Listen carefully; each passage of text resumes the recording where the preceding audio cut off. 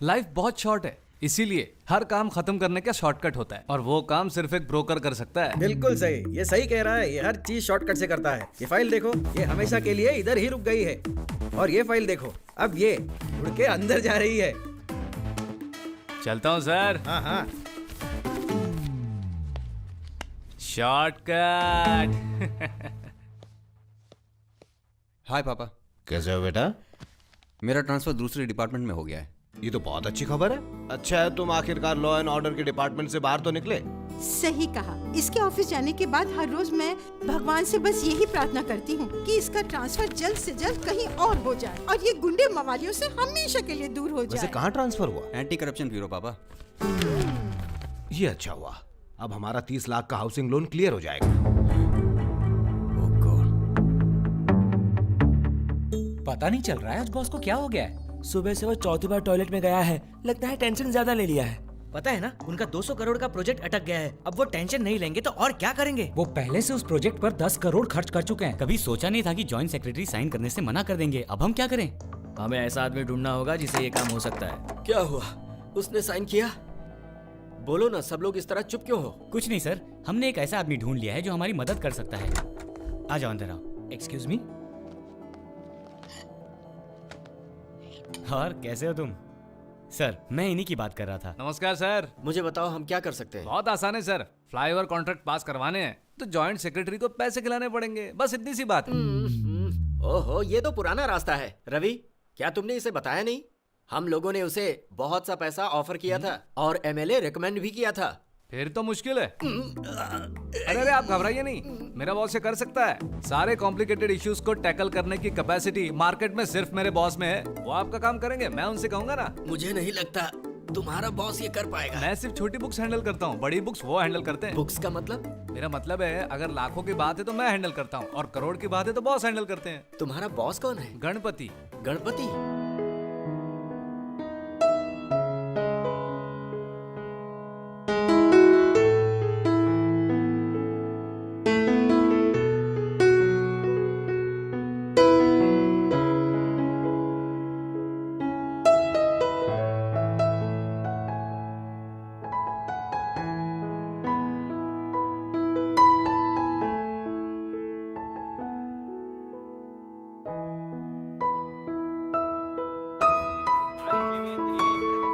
सोचा था आज तो दर्शन के लिए बहुत समय लगेगा। भगवान तक पहुंचने के भी शॉर्टकट होते हैं।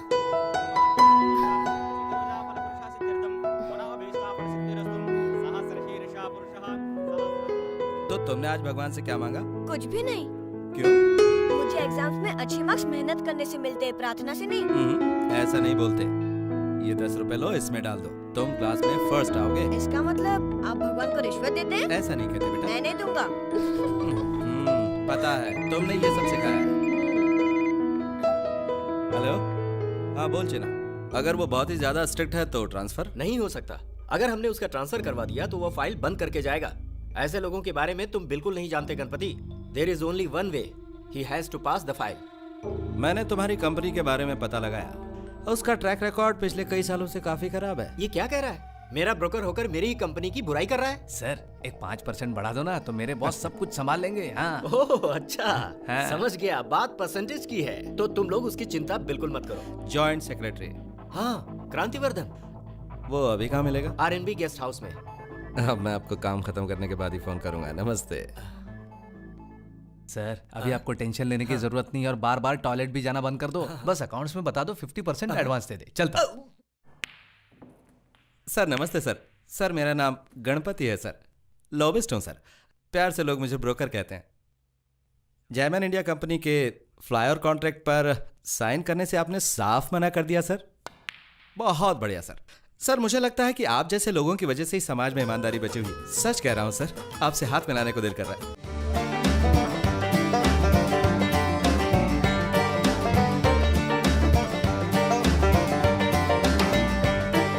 चलता हूँ सर।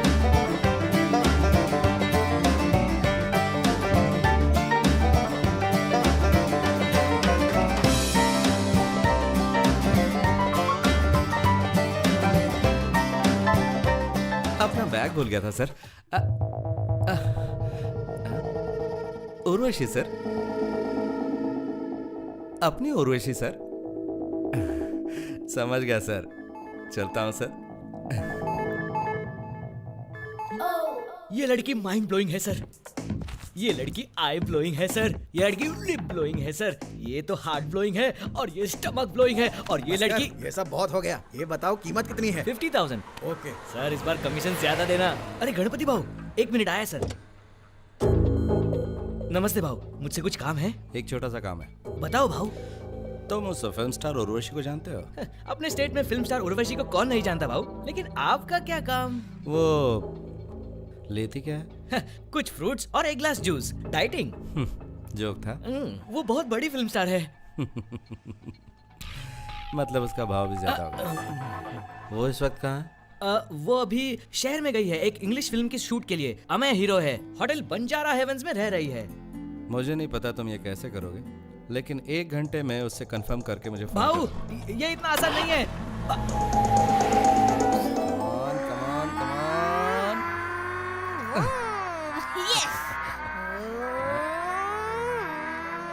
ये लो, तुम खेलो। क्या हुआ, फोन क्यों नहीं किया? भाऊ मैंने उर्वशी को सेट करने के लिए हर तरह की कोशिश की, पर वो ऐसा काम ही नहीं करती। आप बोलो तो मैं प्रिया, पूजा, प्रीति, प्रियंका किसके लिए भी ट्राई कर सकता हूँ। अभी कहाँ पर है वो? वो अभी होटल में है भाऊ, लेकिन भाऊ भी कमाल करते हैं।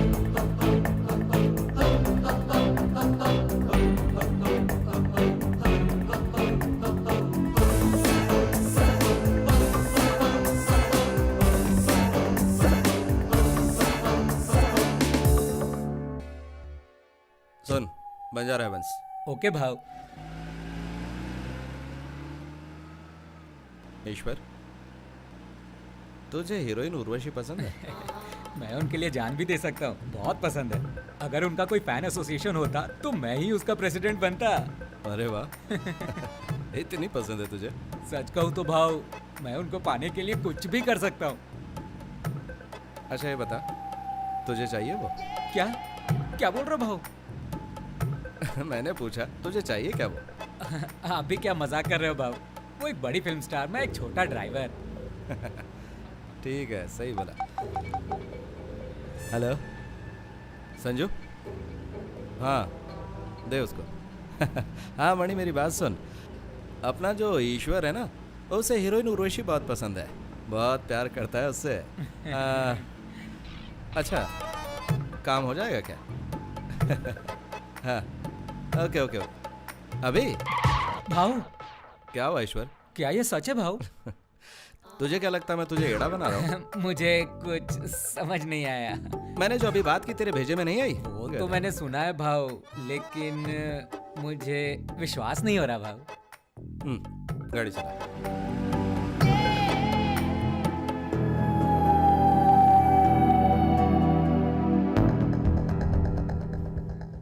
Room number 333। भाव क्या ये सब सच में हो रहा है भाव?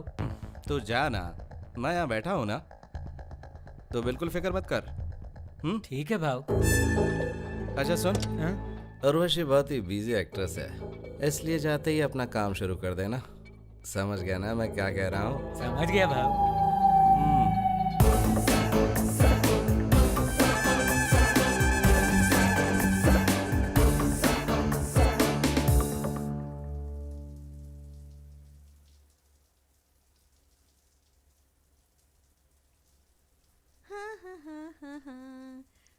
तो आप नहा रही हैं? वो भी मेरे लिए? भाव ने कहा था बहुत बिजी एक्ट्रेस है, जाते ही काम शुरू कर देना। तो मैं शुरू हो जाता हूँ।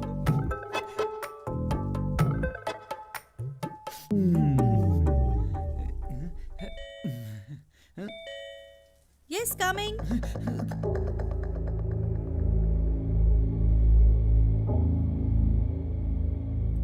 राजू, बस मैं रेडी हो रही हूँ, 10 मिनट में आ रही हूँ। Excuse me. Yes.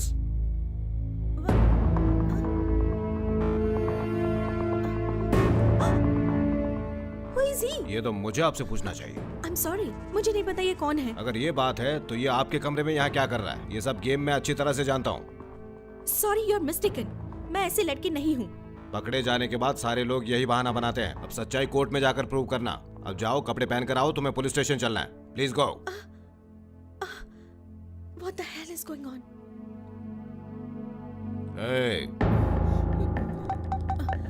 Hello hello manager.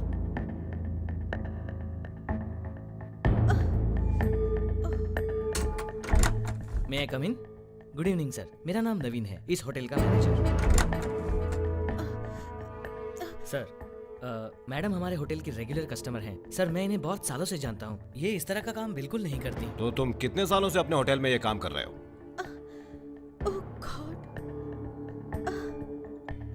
Sir if you don't mind आप थोड़ा साइड में क्या आएंगे? कहा? मैडम आपको सिर्फ गणपति जी बचा सकते हैं और वो नीचे लॉबी में बैठे हैं और उनके बड़े बड़े कॉन्टैक्ट्स हैं। क्या मैं उनसे बात करूं? Please do it immediately.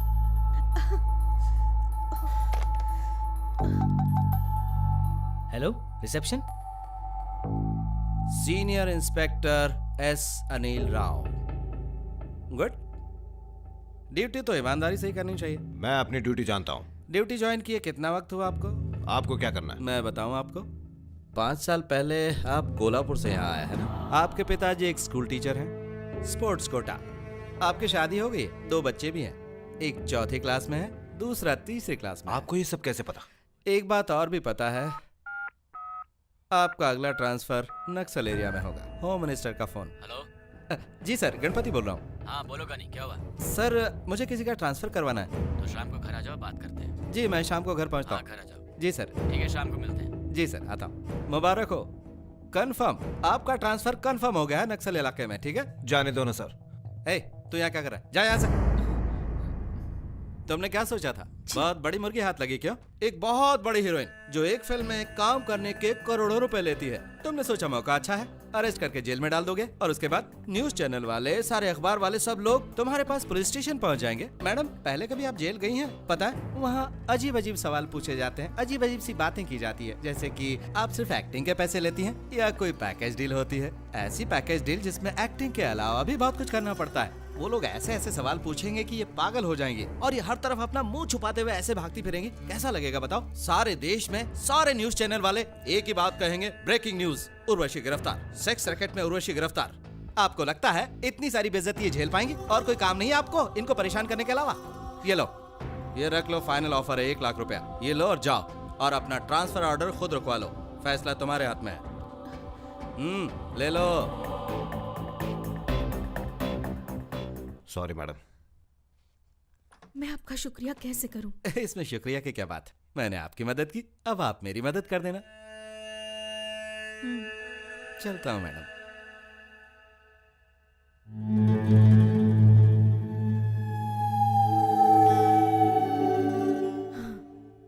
काम हो गया आओ सर। आओ गणपति, आओ आओ, बैठो बैठो। उसने सच में साइन कर दिया? वेरी गुड, बहुत बहुत बधाई हो। लेकिन तुमने इतनी आसानी से इतनी जल्दी ये काम कैसे कर दिया? कमजोरी पता चली तो काम जल्दी हो जाता है हाँ? सर। उसकी फेवरेट हीरोइन उर्वशी है, मैंने उसके साथ उसका डिनर फिक्स कर दिया और लंच टाइम तक आपकी फाइल भी क्लियर हो गई। वेरी गुड वेरी गुड, तुम एक बहुत होशियार आदमी हो। सुनो भाई, अभी हमारे बहुत सारे प्रोजेक्ट्स की ऐसी फाइलें आगे भी आती रहेंगी। हाँ बिल्कुल सर। सर फाइल तो आपकी क्लियर हो गई, लेकिन कहीं ऐसा ना हो कि बिल्डिंग बनाते से ही ढह जाए। बहुत अच्छा मजाक किया तुमने। मेरा कमीशन सर। उधर तुमने फाइल पास होने की बात की और इधर मेरा आदमी तुम्हारे घर कमीशन पहुंचा है। इतना फास्ट सर? तुम्हारे जितना नहीं। नमस्कार सर। आपको भी मेरा नमस्कार। मैं साबुन कंपनी का मालिक विश्वास राव बोल रहा हूँ सर। पहले यूज करें फिर विश्वास करें। हाँ बोलो। मैंने सुना है सर कि आप चांद पर जगह बेच रहे हो। हाँ। इस सिलसिले में आपसे मुझे मिलना है। और एक शिकार। हेलो, आप कहाँ से बात कर रहे हैं? मैं डार्लिंग केव रिजॉर्ट के बाहर खड़ा हूँ। ठीक है, अभी आप सीधे अपने सामने रास्ते की उस तरफ देखिए। हाँ, देख रहा हूँ सर। क्या आपको एक होर्डिंग दिखी जिसमें एक जवान आदमी की तस्वीर है? अरे वाह सर, आपने क्या सही जगह होर्डिंग लगवाई है सर। वो आदमी कैसा लग रहा है जिसके हाथ में नारियल है? होर्डिंग में जो नारियल है वो तो बहुत अच्छा लग रहा है सर, लेकिन उस आदमी की शक्ल काजू के निचले हिस्से जैसी दिख रही है। अबे भूतरे, क्या बस भी कर। क्या तुझे पता है वो होर्डिंग पर आदमी कौन है? कौन है? मैं हूँ। क्या आप हो? है। अरे आपका चेहरा तो बिल्कुल चमकते हुए चांद जैसा दिखाई दे रहा है। सर जी, मैं आप तक कैसे पहुंचूं? तुम जहाँ पे हो ना, हाँ तुम जी। वहाँ से सीधे आ जाओ। आ रहा हूँ सर, सीधा ही आ रहा हूँ। यहाँ पे रोक दे। मैं पहुँच गया सर, आप कहाँ पे हो? थोड़ा ऊपर देख। हाँ देख रहा हूँ सर। क्या तुझे साक्षात स्वर्ग में रहने वाले भगवान इंद्र की होर्डिंग दिखी? कौन कहता है ये भगवान इंद्र है? इससे कहीं ज्यादा बेहतर तो मेरे गली का भंगी दिखता है सर। ज्यादा बोल रहा है, किससे बात कर रहा है पता है? किससे बात कर रहा हूँ सर? जरा ध्यान से देख, पता चल जाएगा। अरे बाप रे, ये तो आप ही हाँ हो। मैं ही हूँ। एक बात कहूँ सर आपसे, आप तो बिल्कुल स्वर्ग में रहने वाले इंद्र जैसे दिखते हो। भगवान से मिलने आ जा। बताइए सर कहाँ हूँ मैं? सीधे सीधे आगे आ जा। हाँ सर, बस मैं आ ही रहा हूँ, मैं पहुँच गया सर। अब अपनी गाड़ी से बाहर निकल और तुझे एक बहुत बड़ी स्पाइडरमैन की होर्डिंग दिखेगी। हाँ दिख तो रही है सर, लेकिन ये स्पाइडरमैन कम भिखारी ज्यादा लग रहा है। मुंह बंद कर, नहीं तो तू भी रास्ते पे कटोरा लेके खड़ा दिखाई देगा। पता है वो कौन है? कौन है? अरे मैं हूँ, समझा क्या? क्या बात कर रहे हो सर? ये सब किस लिए? पब्लिसिटी। मास्क में तो मैं आपको पहचान ही नहीं पाया सर। अगर आपको पब्लिसिटी करनी ही थी तो मशहूर एक्टर्स के फोटो छापते, खुद का क्यों छापा? ये मेरी मर्जी है। क्या मैंने तुझसे पूछा कि तू चांद पे जमीन क्यों खरीद रहा है? वैसे ही मुझे पब्लिसिटी के लिए होर्डिंग पर खुद का फोटो छपाना पसंद है, समझ गया? अब तू आ रहा है या मैं जाऊँ? हाँ सर, बस मैं आ ही गया। आजा बेटा फंसने। ये फाइल ले जाओ। नमस्कार मास्टर जी। नमस्कार बेटा। बैठिए। आप हाथ मत जोड़िए, मुझे पाप लगेगा। तुम्हें पाप जरूर लगेगा बेटा, अगर तुम हर रोज ऐसे ही बुरा काम करते रहोगे तो। मैं पिछले 5 सालों से तुमसे हाथ जोड़ के पेंशन मांग रहा हूँ। इतने में 2 प्राइम मिनिस्टर्स और 3 चीफ मिनिस्टर्स बदल गए। मैं भी आपको 5 सालों से कह रहा हूँ, हमें थोड़े से पैसे दे दो, पर आप है कि समझते ही नहीं। बेटा मुझे एक बात बताओ, तुम एक एम्प्लॉय हो या एक तवायफ? क्योंकि रिश्वत लेना जिस्म बेचने से भी बुरा है। मतलब कि तुम बहुत बड़े पापी हो।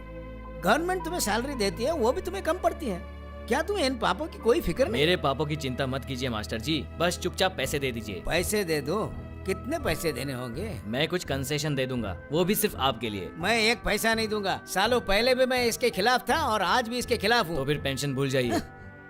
मैंने तुमको सारे जरूरी डॉक्यूमेंट तो लाकर दे दिए बेटा। आप एक डॉक्यूमेंट देना भूल गए हैं सर। आपका डेट ऑफ बर्थ सर्टिफिकेट कहाँ है? डेट ऑफ बर्थ सर्टिफिकेट ठीक है, मैं तुम्हें वो भी ला के देता हूँ। फिर मैं देखता हूँ कि तुम मुझे पेंशन देने से कैसे रोक सकते हो। मैं मरना पसंद करूंगा लेकिन तुम्हें रिश्वत नहीं दूंगा। ऐसे ही परेशान करोगे तो मेरी बद्दुआ लगेगी। रिश्वतखोर कहीं का। पागल है क्या? श्रुति, जैमन इंडिया से कोई आया था? सूटकेस ना हाँ। वहाँ रखा है, कहाँ? उस साइड में। किस साइड में? वहाँ। इसे इधर क्यों रखा? तुम्हें पता है इसमें क्या है? 50 लाख रुपए। रुपए तुम्हारे लिए, मेरे लिए रद्दी। ये सब तुम्हारे लिए तो कर रहा हूँ। ये सब पाप है। तुम मुझे कभी नहीं समझोगी। क्या? क्या तुम भगवत गीता पढ़ा रहे हो जो मैं नहीं समझूंगी? ओके, सिद्धू कहाँ है?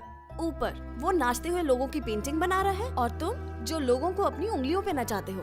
बहुत अच्छे। क्या बात है बेबी, अब चलो। सिद्धू। डैडी। क्या हो रहा है? देखिए मैंने क्या बनाया है। क्या बात है, सुपर्ब। Thank you. अच्छा, ये क्या है? आप ही देख के मुझे बताओ कि ये क्या है।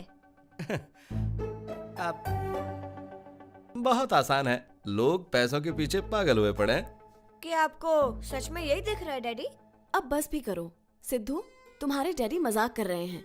अब तुम ही बताओ इस पेंटिंग का क्या मतलब है? इस पेंटिंग का ये मतलब है कि गलत तरीके से कमाया हुआ पैसा कभी नहीं फलता। बहुत बढ़िया, तुम्हें फर्स्ट प्राइज मिलेगा। लेकिन डैडी, क्या आप मुझे एक प्रॉमिस करोगे? कैसा प्रॉमिस? मुझे इस ड्राइंग कंपटीशन में फर्स्ट प्राइज जीतने के लिए आप किसी को भी रिश्वत नहीं देंगे। अरे मेरा प्यारा बेटा। देखा, ये मेरा बेटा है। नहीं, मेरा हीरो है। बहुत बढ़िया प्रोजेक्ट है देश के महापुरुषों के पुतले लगवाने का। सारे स्कूल्स में 20 करोड़ का कॉन्ट्रैक्ट है। इस काम के लिए 20 करोड़ काफी नहीं है। तो फिर इन महापुरुषों का सिर्फ सिर लगा, पूरा शरीर मत लगा। फिर तुम्हारा काम सिर्फ 2 करोड़ में ही हो जाएगा। थैंक यू सर, ये बहुत बढ़िया आइडिया है। थैंक्स मुझे नहीं, गणपति को कहना, ये उसी का आइडिया है। मैं उसे तुमसे मिलने भेज रहा हूँ, वो तुम्हें आगे का सारा मैटर अच्छे से समझा देगा। बहुत बढ़िया सर। और आपके बच्चे कैसे हैं सर? मेरा बड़ा बेटा ही मेरा काम संभाल रहा है आजकल, लेकिन मैं अपनी पॉलिटिकल पार्टी में पॉलिटिक्स के साथ थोड़ा ग्लैमर लाना चाहता हूँ। इससे मेरा पावर और बढ़ जाएगा, और इसी वजह से मैं अपने छोटे बेटे को फिल्म स्टार बना रहा हूँ। अब मैं एक स्टोरी सुनने जा रहा हूँ, थोड़ा फोन रखना पड़ेगा। Sorry for the disturbance. आप नरेशन शुरू कीजिए। सर, फिल्म शुरू होती है बड़े से बंगले से और कट, नीचे 50 गाड़ियाँ खड़ी हैं और फिर से कट सर, और राइट साइड में 200 गार्ड्स खड़े हैं। हम वहाँ से कट करके आपके साहबजादे की धांसू एंट्री दिखाएंगे सर, वो भी बाइक पर, और फिर पहले से तो कट। तू बोलना कट कर। कब से तू कट कट कट कट कर रहा है? इन सब के बीच में तेरी स्टोरी कहाँ है? डैडी मुझे तो स्टोरी पसंद आ रही है। तुमने कभी जिंदगी में कैमरा फेस नहीं किया और तुम्हें ये बकवास सी स्टोरी पसंद आई? तुम थोड़ी देर मुंह बंद रखो, मुझे ये सब कट वाली स्टोरी नहीं सुननी। तुम मुझे एक नई और अच्छी स्टोरी सुनाओ। स्टोरी मिल जाएगी सर, लेकिन 10 करोड़ लगेंगे। कोई बात नहीं, बजट कोई प्रॉब्लम नहीं है, तुम सुनाओ। अरे डैडी बैठे हैं ना। तुमसे कहा ना चुप रहो। ए, गनी को फोन लगाओ जरा। आप हर बात पे गणपति को ही बुलाते हो। मैं भी बड़ा हूँ, मैं भी चीजें कर सकता हूँ। तो मुझे बताओ, इस फिल्म के लिए हम 10 करोड़ का इंतजाम कैसे करें? मैं 15 करोड़ का बंदोबस्त कर सकता हूँ। वही तो जानना चाहता हूँ। इतने सारे पैसे तुम लाओगे कहाँ से? तुम किसी से उधार मुझे लोगे? पता है कि पैसों का बंदोबस्त कैसे करना है। मैं बैंक के मैनेजर को एक फोन करूंगा और वो पैसे लेकर यहाँ आ जाएगा। हाँ, लेकिन तुम एक बात भूल रहे हो बेटा, हमें दूसरों के अकाउंट से पैसे निकालने हैं, अपने खाते खाली नहीं करने हैं। हाँ ठीक है। भाव, हाँ, अब भी बैठकर कहानियां सुन रहे हो? डैडी ने एक भी स्टोरी नहीं सिलेक्ट की, इतनी सारी सुनने के बाद। कैसे सेलेक्ट करता? सारी कहानियां बकवास ही तो हैं। डायरेक्टर 10 करोड़ की कहानी सुनाने वाला है। अब तुम ही बताओ इतने पैसे कहाँ से लाएंगे? तो हम 10 करोड़ से ज्यादा का इंतजाम कर लेंगे। वो कैसे? बहुत ही आसान है। आपको ग्रेनाइट फैक्ट्री का अप्पा स्वामी मालूम है ना? उसने 60 करोड़ की जमीन ली है और भी लेने वाला है वो। आप उसे चुपचाप एक नोटिस भेज दीजिए, 20 करोड़ आपके घर पहुंच जाएंगे। फिल्म का फाइनेंस तैयार। देखा मैंने इसे क्यों बुलाया था? तुम्हारे पास दिमाग भी होना चाहिए। ओए डायरेक्टर, सीन इस तरह ओपन होगा। क्लोज कर उसे अभी। अब तू हम पे कहानी लिखेगा, सबसे पहले मुझ पर, मेरे दोनों बेटों पर और मेरे इस वफादार पर। अब तू मुझे इन किरदारों पर कहानी बना के दे। सर, ओल्ड एज होम के ओपनिंग का टाइम हो गया है। चलो, जहाँ इतने पाप किए हैं वहाँ थोड़ा सा पुण्य कमा लें ये ओल्ड एज होम की ओपनिंग करके। अरे हाँ, ओ गणपति जी, और एक काम है। मुझे वो एरिया का विजय लाल सेठ का फोन आया था। तुम अभी का अभी जाके उस स्टैचू कॉन्ट्रैक्टर से मिलकर आओ। Okay sir. ये क्या डैडी, ये काम मैं भी कर सकता हूँ? नहीं कर सकते क्योंकि तुम बेवकूफ हो। गनी तुम जाओ। ठीक है भाव। 5, 4, 3, 2, 1, गो। इन तीनों में से देश के सबसे बड़े देशद्रोही कौन है? क्या वो टेररिस्ट है, धार्मिक संगठन या फिर पॉलिटिशियंस? चलिए इनसे पूछते हैं, आपको क्या लगता है? मेरे हिसाब से ये पॉलिटिशियंस ही देश के सबसे बड़े दुश्मन हैं। पॉलिटिशियंस। आप बताइए। टेररिस्ट। ओके, और आप बताइए। टेररिस्ट। पॉलिटिशियंस। पॉलिटिशियंस। धर्मगुरु। हम इन लोगों की राय तो जान चुके हैं, चलिए अब कुछ और लोगों से भी पूछते हैं। Excuse me, sir sir sir. Yes sir, मैं टीवी 9 की रिपोर्टर हूँ। मैं आपसे कुछ मुद्दों पर सवाल पूछना चाहती हूँ, पूछ सकती हूँ प्लीज? हाँ पूछिए। क्वेश्चन इज, इन तीनों में से हमारे देश को सबसे ज्यादा खतरा किससे है? आतंकवादी, धार्मिक संगठन या फिर पॉलिटिशियंस? इनमें से कोई भी नहीं। मतलब इनसे भी ज्यादा खतरनाक लोग हमारे देश में हैं। बताइए कौन है वो लोग? आम आदमी, कॉमन मैन, मुंह पे ताला लगे हुए लोग, the silence of the public. क्या आप इसके बारे में और बताएंगे? जब आम आदमी मुंह पे ताला लगा के बैठ जाते हैं तब ये तीनों ज्यादा खतरनाक होते हैं। जब एक आम आदमी इन सब के खिलाफ कुछ नहीं बोलता, अपना मुंह बंद रखता है, तभी ये आतंकवादी हमारे देश पर हमला करते हैं, तभी ये धार्मिक संगठन हमारे देश को खोखला बनाते हैं और पॉलिटिशियंस हमारे देश को लूट कर चले जाते हैं। जब देश भर के लोग एक साथ जुटकर इन लोगों के खिलाफ बोलना शुरू करेंगे, तभी इस देश को किसी से भी कोई खतरा नहीं होगा। इसलिए सबसे खतरनाक वो लोग हैं जो मुंह पे ताला लगा के बैठे हैं। सही कहा आपने। The world suffers not because of the violence of bad people, but because of the silence of good people. ये शब्द नेपोलियन ने बहुत सालों पहले कहे थे। कैमरामैन श्रीनिवास के साथ हरिणी। ओके, गुड जॉब हरिणी। ओके श्रीनु, जल्दी करो और इस स्टोरी को स्टूडियो में सबमिट कर दो। मैंने तुम्हें कितनी बार कहा अरे, कि मुझे कैमरा फेस करना पसंद छोड़ो है। छोड़ो। Hello boss, what is this छोड़ो नॉनसेंस? मुझे। Move aside. तुम चुप रहो और यहाँ से निकल जाओ। Hello, media here. मीडिया वालों से पंगा लेकर तुम ठीक नहीं कर रहे। श्रीनु, ये हमारे शहर के एसीपी इंस्पेक्टर So सूर्या है। what? ये ऐसा ही मीडिया वालों से पंगा लेंगे? Leave me Surya. श्रीनु, अपना ये मीडिया एटीट्यूड दिखाना बंद करो। He Surya my fiance. Oh, sorry boss. I am Srinivas. Hi. Nice to meet you Srinivas. इससे शादी करने के एडवांटेज भी हैं और डिसएडवांटेज भी। क्या डिसएडवांटेज? डिसएडवांटेज ये है कि घर पे भी तुम्हें इसकी रिपोर्टिंग सुननी पड़ेगी। श्रीनु, तुम मार खाओगे। और एडवांटेज? एडवांटेज बताओ, चलो इसके जल्दी। बहुत सारे एडवांटेज हैं। कभी टीवी नहीं खरीदना पड़ेगा। ये है तुम्हारा 30 इंच का बड़ा कलर एलसीडी टीवी जो पूरा दिन तुमको आज की ताजा खबर। श्रीनु, पिटोगे तुम।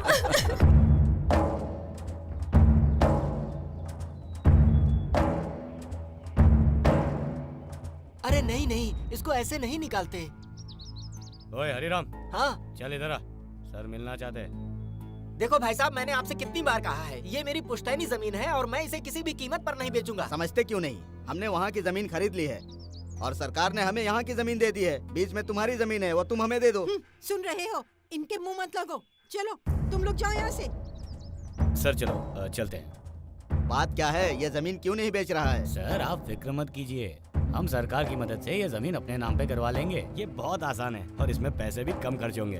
बिल्कुल ठीक कहा तुमने। सरकार की मदद से हम ये जमीन सिर्फ 5 लाख में खरीदेंगे। सर लेकिन इस काम को खत्म करने के लिए 6 महीने लग जाएंगे। हमें एक ब्रोकर से बात करनी चाहिए। ठीक है, देखते हैं। Okay sir.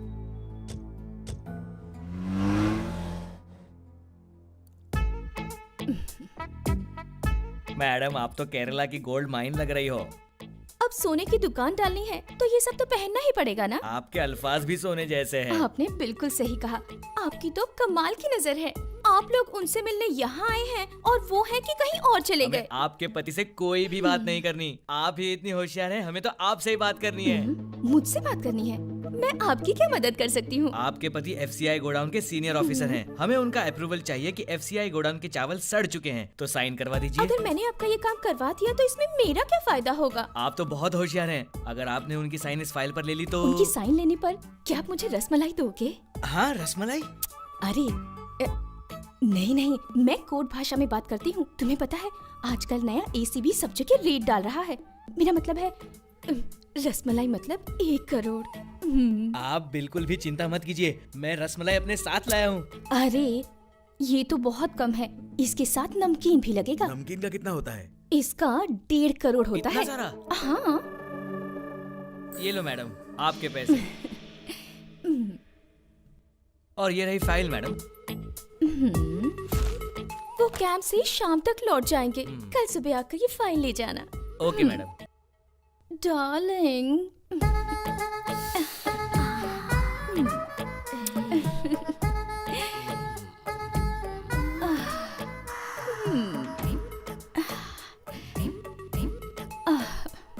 ऐसे क्या देख रहे हैं? क्यों नहीं देख सकते? सुबह आपके चाहने वाले आए थे। कौन लोग आए थे? उनको बस आपकी साइन चाहिए। मैंने तुमसे कितनी बार कहा है कि मुझे ऐसे सब काम नहीं करने हैं। बैठे बैठे हमें 1.5 करोड़ मिल गए हैं। मुझे वो ACB से डर लगता है। क्या अभी मर्द को किस चीज का डर? तुम्हें क्या? अरेस्ट तो मैं होऊंगा।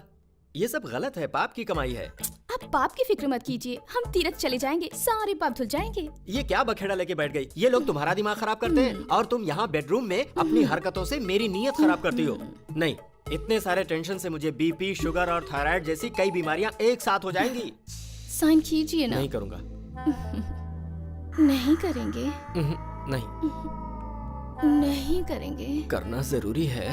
हाँ जी। मेरी कमजोरी तुम हो और तुम्हारी कमजोरी पैसे। ये लो। अब तो मेरी सोने की दुकान खुल के ही रहेगी। अरे दूसरे पेज पे तो साइन करने दे। इसने हमें सिर्फ 2 मिनट दिए हैं। क्या तुमने मिनिस्टर साहब से बात की है? मैं उनके साथ ही था सर, जब उन्होंने इस आदमी को फोन लगाया था। इस आदमी का सेक्रेटरी मेरे कम्युनिटी का है। Tension not sir. Very good. वैसे भी इस छोटे से काम के लिए हमें किसी ब्रोकर को 10 टका देना पड़ता है। सर आप लोग आ सकते हैं। नमस्ते। मैं गांव की एक जमीन के सिलसिले में आपसे बात करने आया हूं। मुझे वहां पर एक इंडस्ट्री लगानी है जहां हजारों लोग काम करेंगे और वहां की बेरोजगारी मिट जाएगी। इससे मुझे और देश को भी बहुत फायदा होगा सर।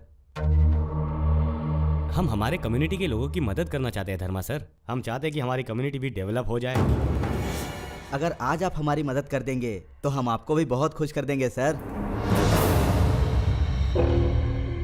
आपको दिए हुए 2 मिनट खत्म हो गए। आपसे बात करके पता ही नहीं चला कि वक्त कैसे बीत गया। फिर मिलेंगे सर। Bye sir. यह ऑफिसर तो बहुत ही स्ट्रिक्ट है। मुझे नहीं लगता है हमारा ऑफर एक्सेप्ट करेगा। मुझे तो ये भी नहीं लगता कि इसने हमारी बातें सुनी भी होगी। मिनिस्टर की बातों का भी इस पर कोई असर नहीं हुआ। ये बहुत कड़क है सर। ये इतना भी कड़क नहीं है, बस काम निकलवाना आना चाहिए। वैसे इसने बहुत लोगों का काम किया है। इसे देखकर तो ऐसा नहीं लगता। उसके चेहरे पे थोड़े ही लिखा है। असल में उसी ने मुझे आप दोनों के बारे में बताया। ओह, ऐसा मैंने आपसे बात करने की कोशिश की, लेकिन आप लोग डायरेक्ट अंदर चले गए और 5 मिनट में बाहर आ गए। अगर तुम हमारा काम करोगे तो मैं तुम्हें अच्छा कमीशन दूंगा। 20%। ये क्या? तभी तो तुम 10% बोल रहे थे। हाँ तभी 10 थे, लेकिन अब 20। अगर काम करना है तो शाम को 7:30 बजे आवर स्पाइस रेस्टोरेंट में आ जाओ। और ये बड़ी बुक का मामला है, इसलिए मेरे बॉस तुमसे बात करेंगे। ओके? अरे शिंदे, मेरे पैकेट्स आ गए क्या? क्या आपने सर से बात की? आपकी सारी डिटेल्स उनके पास है। तो हमारा ऑफर क्या है? हम 3 दे सकते हैं। 1, 2 3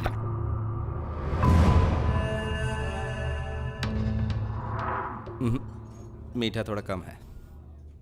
ठीक है 4 कर दो। 4। ज्यादा शुगर की वजह से डायबिटीज हो सकता है सर। और अगर काम नहीं हुआ तो तुम्हारा बीपी बढ़ सकता है। इस कॉन्ट्रैक्ट के लिए इनके साइन के अलावा मुझे लोकल एमएलएज और काउंसिलर्स को भी पैसे देने होंगे, आपको तो पता ही है। ये रही 5वीं शुगर क्यूब, इस मैटर को यहीं खत्म कर दो।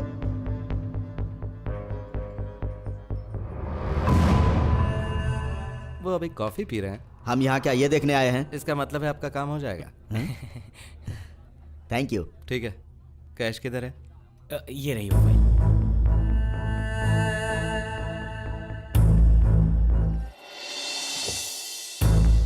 सर उन्होंने कैश दे दिया है, आप कहें तो घर भिजवा दूं? मेरा छोटा भाई बेंगलोर में एक बहुत बड़ी जमीन खरीद रहा है जी। ये पैसे वहां भेजने का इंतजाम करवा जी हो जाएगा सर, आप बेफिक्र रहिए सर, सब कुछ मैं संभाल लूंगा।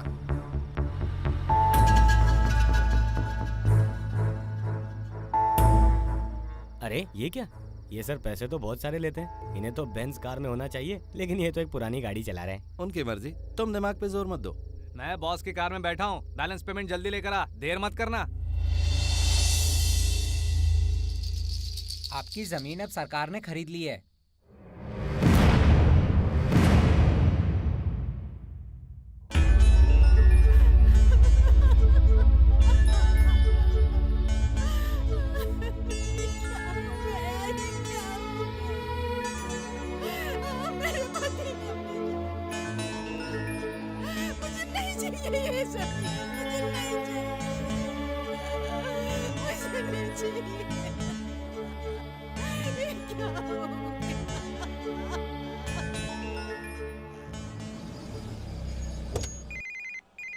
हाँ भाऊ। हाँ गनी, कहाँ पे हो? मंत्रालय के आसपास हूँ भाऊ। तुम सीधे मेरे चैम्बर में आ जाओ। कुछ अर्जेंट काम है भाऊ। अर्जेंट नहीं है, लेकिन वो सिल्वर स्टोन कंपनी का आदमी कुछ ग्रेप वाइन बोल रहा है। अच्छा। कह रहा है उसका बहुत बड़ा काम है। मुझे ये सब कुछ समझ नहीं आ रहा कि उसको क्या चाहिए। मैं तुम्हें फोन पर सब कुछ नहीं बता सकता, तुम जल्दी आ जाओ। अभी आता हूँ भाऊ। हाँ भाई, अब बताओ। Sir I want to talk to you personally. इससे दिक्कत है, ये मेरा पर्सनल एसोसिएट है। Sir I want a grape wine from your ministry about our company. ये फिर से वाइन के बारे में ही बात कर रहा है। इससे कहो मैं एक्साइज मिनिस्टर नहीं हूँ, इसे जाकर एक्साइज मिनिस्टर से बात करनी होगी। आप झूठी खबर की बात कर रहे हो? हाँ बिल्कुल। बिल्कुल? क्या तुम्हें हिंदी आती है? आती है सर। तो फिर तब से मेरे साथ इंग्लिश में क्यों बकवास कर रहा? बेवकूफ। सर मैं चाहता हूँ कि आपकी मिनिस्ट्री एक ऐसी झूठी खबर फैलाए कि आपने हमें दी हुई सब्सिडी कैंसिल कर दी है। नुकसान तो तब होगा ना जब सब्सिडी। इसके 500 करोड़ होंगे। Excuse me? बिल्कुल सही सुना आपने, हमें इस काम के 500 करोड़ चाहिए। मैं आपको इतना सारा पैसा क्यों दूं? अभी आपकी कंपनी की शेयर वैल्यू है 250 रुपए और आपका कंपनी में स्टेक है सिर्फ 25%। बाकी 75% डायरेक्टर्स और शेयर होल्डर्स के पास है और वो लोग आपकी मदद नहीं कर सकते। इसका सीधा सा मतलब है आपको 51% शेयर्स चाहिए, जिन्हें आप इस तरह से नहीं खरीद सकते। आपकी कैपेसिटी नहीं है और इस झूठी खबर से आपके शेयर की वैल्यू गिरकर हो जाएगी सिर्फ 30 रुपए। और इसी वजह से आप ये झूठी खबर मार्केट में फैलाना चाहते हैं, जिससे आपको प्रॉफिट होगा 2500 करोड़ रुपए। हमें आपके प्रॉफिट से सिर्फ 500 करोड़ चाहिए। हमें सिर्फ 20% चाहिए यार, ये तो बहुत छोटा अमाउंट है। ओके सर, लेकिन मुझे एक हाँ मुझे पता है आपको क्या पूछना है, और अगर मैं गलत कहूँ तो मुझे बताना। शेयर्स खरीदने के बाद मिनिस्टर सर अनाउंस करेंगे कि सब्सिडरी कैंसिल नहीं हुई है। Okay okay. तो आप हमें ये अमाउंट कैसे देंगे? मैं पैसे किसी भी बैंक में ट्रांसफर कर सकता हूँ, आप कहो तो स्विस बैंक में भी भेज सकता हूँ। नहीं, स्विस बैंक पर इस समय पार्लियामेंट में बहुत हो हल्ला हो रहा है। भाव ब्रिटिश वर्जिन ठीक रहेगा ना? तुम्हें ठीक लगता है तो वही ठीक है। ब्रिटिश वर्जिन में आप ट्रांसफर करवा देंगे? डन। ऑनलाइन ट्रांसफर के लिए मैं आपको सारी डिटेल्स दे दूंगा, ठीक है ना? Okay sir. ओके भाव, थैंक यू सर। कोई बात नहीं सर, सीएम साहब ने ये फाइल भेजी है, आपकी साइन चाहिए। ये सिल्वर स्टोन वाला आदमी ज्यादा ही होशियारी मार रहा था। मैं इसकी सब्सिडी कैंसिल कर दूंगा।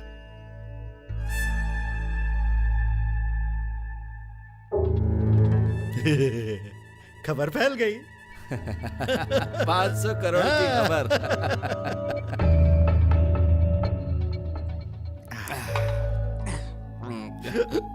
भाव हाँ? मुझे आपसे एक सवाल पूछना है। हाँ पूछो। अब पूछने के लिए मुझे पीनी पड़ती तुम है। बिना पिए भी कुछ भी पूछ सकते हो, पूछो। असल में मुझे बहुत सारे सवाल पूछना है भाव, बहुत सारे। हाँ तो पूछो ना। इन कपड़ों में आप बहुत ही जवान लगते हैं भाव, लेकिन आप ये कपड़े हमेशा क्यों नहीं पहनते हैं, और वो सफेद कुर्ता क्यों पहनते हैं भाव? अच्छा तो ये सवाल था। हाँ। सफेद कपड़ों की आड़ में हम चाहे जितना काला काम कर लें, ना कोई हम पे शक करता है और ना ही हम पकड़े जाते हैं। भाव एक डाउट और है। बहुत सारे डाउट्स हैं क्या? हाँ बहुत सारे हैं, और सारे आज ही क्लियर कर लेना चाहता हूँ। ठीक है, पूछो। भाव हमारा पेट बहुत ही छोटा है और मुट्ठी भर खाने से भर जाता है। कुछ ही मीटर कपड़ा हमारे शरीर को ढक देता है, और थोड़ी सी जमीन हमारे सोने के लिए काफी है भाव। तो आपको इतना सारा पैसा, इतनी सारी चीज क्यों चाहिए भाव? जब मेरा बाप मरा तो मेरे लिए 1 रुपया भी नहीं छोड़ के गया, बस ऐसे ही चला गया। मुझे खाली हाथ छोड़ के, और मैं बिल्कुल अनाथ हो गया। मेरे पास इतने पैसे नहीं थे कि उनका सही तरीके से अंतिम संस्कार कर सकूं। तभी मेरे दिमाग में एक बहुत खराब बात आई। मैंने उनकी लाश को अस्पताल में बेच दिया। कुछ पैसे मिल गए, उससे मैंने काम शुरू किया।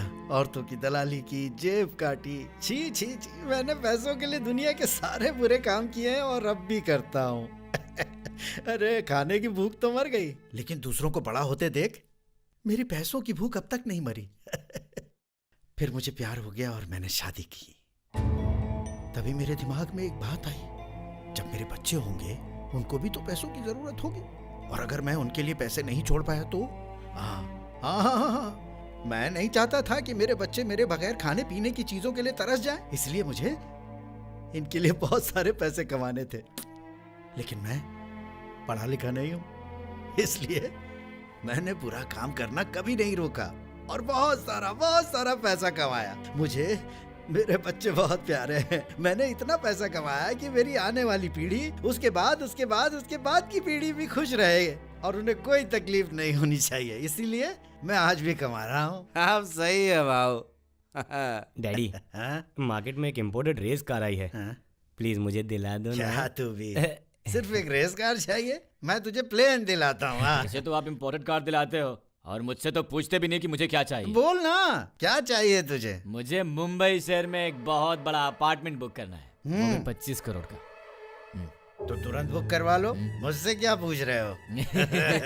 ये सारा तुम दोनों का ही तो है। सब कुछ मेरे बेटों का ही तो है। यू आर राइट भाव।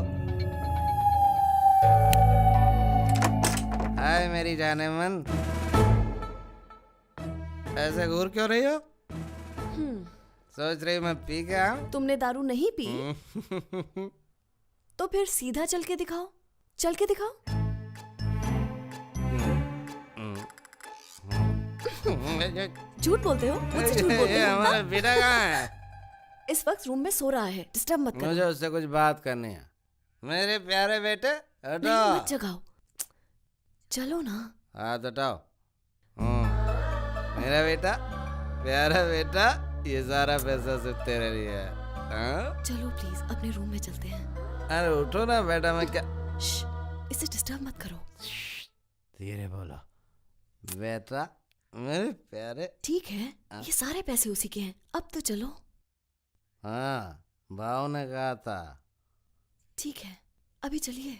एक बाप को अपने बच्चे के भविष्य का ध्यान रखना चाहिए। चल रहे हैं या नहीं? तुम्हें बुरा लगा? तुम क्या समझोगे इस बात को? ये मेरा बेटा सिद्धू है, सिद्धू, जिगर का टुकड़ा है मेरा। चलिए भी। सिद्धू, ये सारे पैसे तेरे हैं सिद्धू। बहुत हो गया, चलो यहाँ से, जल्दी चलो। चलो भी। सिद्धू, तू बहुत बड़ा आदमी बनेगा बेटा। प्लीज प्लीज इन्हें जल्दी ले चलो, पता नहीं इन्हें क्या हो गया है। इन्होंने शेयर मार्केट में इन्वेस्ट किया था, अचानक ये शेयर मार्केट क्रैश हो गया और इन्हें हार्ट अटैक आ गया। प्लीज इन्हें जल्दी ले चलिए, प्लीज जल्दी कीजिए प्लीज। भाई साहब, क्या आज तुम मुझे मेरा बर्थ सर्टिफिकेट दे सकते हो? लेगा सर, पक्का मिलेगा। थैंक गॉड, तुम्हारा भला हो बेटा। गुरु दक्षिणा सर, समझो मैंने आपको गुरु दक्षिणा दी। लगता है आज भी हमारे देश में कुछ भले लोग जिंदा हैं। लेकिन मेरे से ऊपर जो हैं वो एक बात पर अड़ गए हैं सर। किस बात पे? मास्टर जी, उन्हें बर्थ सर्टिफिकेट के बदले सिर्फ 2000 रुपए चाहिए। कंसेशन दे रहे हो? नहीं सर, इज्जत दे रहा हूँ। इज्जत करने पर कंसेशन। पता है जब मैं पैदा हुआ तो माँ बाप के कितने पैसे खर्च हुए? सिर्फ 1 रुपया। अभी रुपए की कीमत गिर गई है सर। रुपए की कीमत नहीं गिरी है बेटा, लेकिन तुम जैसे लोगों की नीयत जरूर गिर गई है। अपने सुपीरियर को कह देना मैं उसे 1 रुपया भी नहीं दूंगा। बिल्कुल सही कह रहे हैं सर आप 1947 के पहले पैदा हुए थे। आपकी बर्थ सर्टिफिकेट के लिए आपको नया पूल मैटरनिटी हॉस्पिटल के रिकॉर्ड सेक्शन से अप्रूवल चाहिए होगा सर, ठीक है? ये काफी है या तुम्हें मेरे माता पिता का मैरिज सर्टिफिकेट भी चाहिए? और ये साबित करने के लिए कि मैं अपने माता पिता का बेटा हूँ, इसके लिए एमआरओ सर्टिफिकेट चाहिए? अगर मैं तुम्हें रिश्वत देता तो रिकॉर्ड की भी जरूरत नहीं होती। पैसा देने पर तो तुम लोग किसी बच्चे के पैदा होने से पहले ही उसके बर्थ सर्टिफिकेट बना देते। मैं लेकर आऊंगा, जरूर लेकर आऊंगा, फिर तुमसे ही ले जाऊंगा अपनी बर्थ सर्टिफिकेट।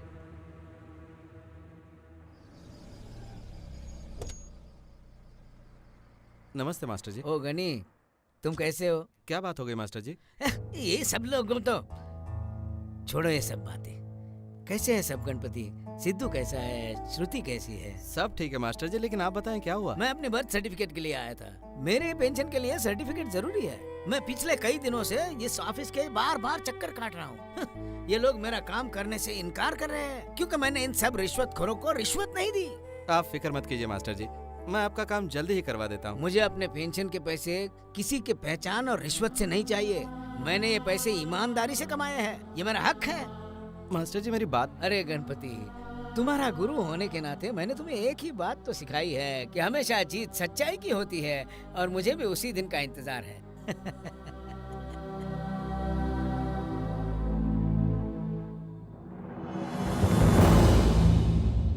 ये लो पकड़ो। Thank you. You're welcome.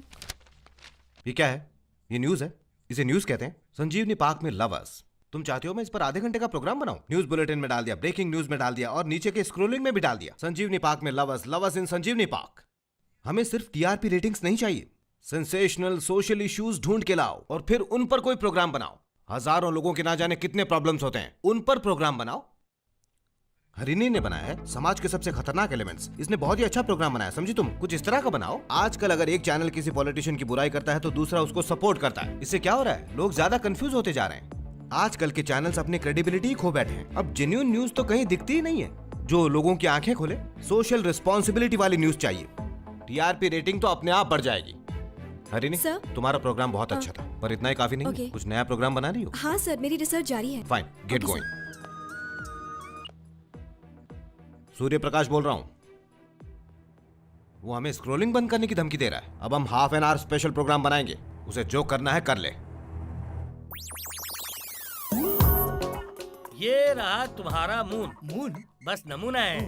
उधर है मेरी प्रॉपर्टी, वहाँ सेंटर में। हाँ वहाँ सेंटर में। फर्स्ट प्रॉपर्टी चाटा के लिए, दूसरी प्रॉपर्टी खंबानी के लिए, और तीसरा पता है किसके लिए? बिरला के लिए? नहीं, वो मेरी रानी के लिए। अरे और बाकी लोगों के प्लॉट्स कहाँ हैं सर? ये जमीन खत्म हो गई इसलिए बाकियों ने चाट में प्लॉट खरीदा। अच्छा। और ये वाला प्लॉट है डीजे ढालिया के लिए। सच में? हाँ। तो मुझे बस उसके बगल में एक प्लॉट चाहिए सर। नहीं, ये मुमकिन नहीं है। शीलबर्ग को बहुत बुरा लग जाएगा। वो डॉलर में पेमेंट कर रहा है। पाउंड में करता हूँ सर। पाउंड में करोगे? पता है 1 स्क्वायर यार्ड 3 लाख रुपए का। कोई प्रॉब्लम नहीं सर, मैं 10 लाख देने को तैयार हूँ। तुम बिजनेस क्या करते हो? एल्बम बिजनेस में हूँ सर। ये कैसा बिजनेस है? मेरे एल्बम में अच्छी अच्छी लड़कियों के फोटोज रहते हैं सर। वो सब छोड़ दो सर, हम बाद में बात करेंगे। अभी एडवांस में कितना ठीक है, दूं? मुझे 20 दे दो। अरे 20 ही तो लाया हूँ मैं सर। तुम एक्टिंग करते हो क्या? क्यों, मुझे कोई काम दिला नहीं, रहे हो तुम आप? यहाँ पे फ्री में शूट कर सकते हो इसलिए। ओ, तो अगला एल्बम यही शूट करता हूँ मैं। ये देखो सर, बैग बिल्कुल फ्री में। और तुम्हारे प्लॉट पे सारे पत्थर फ्री है।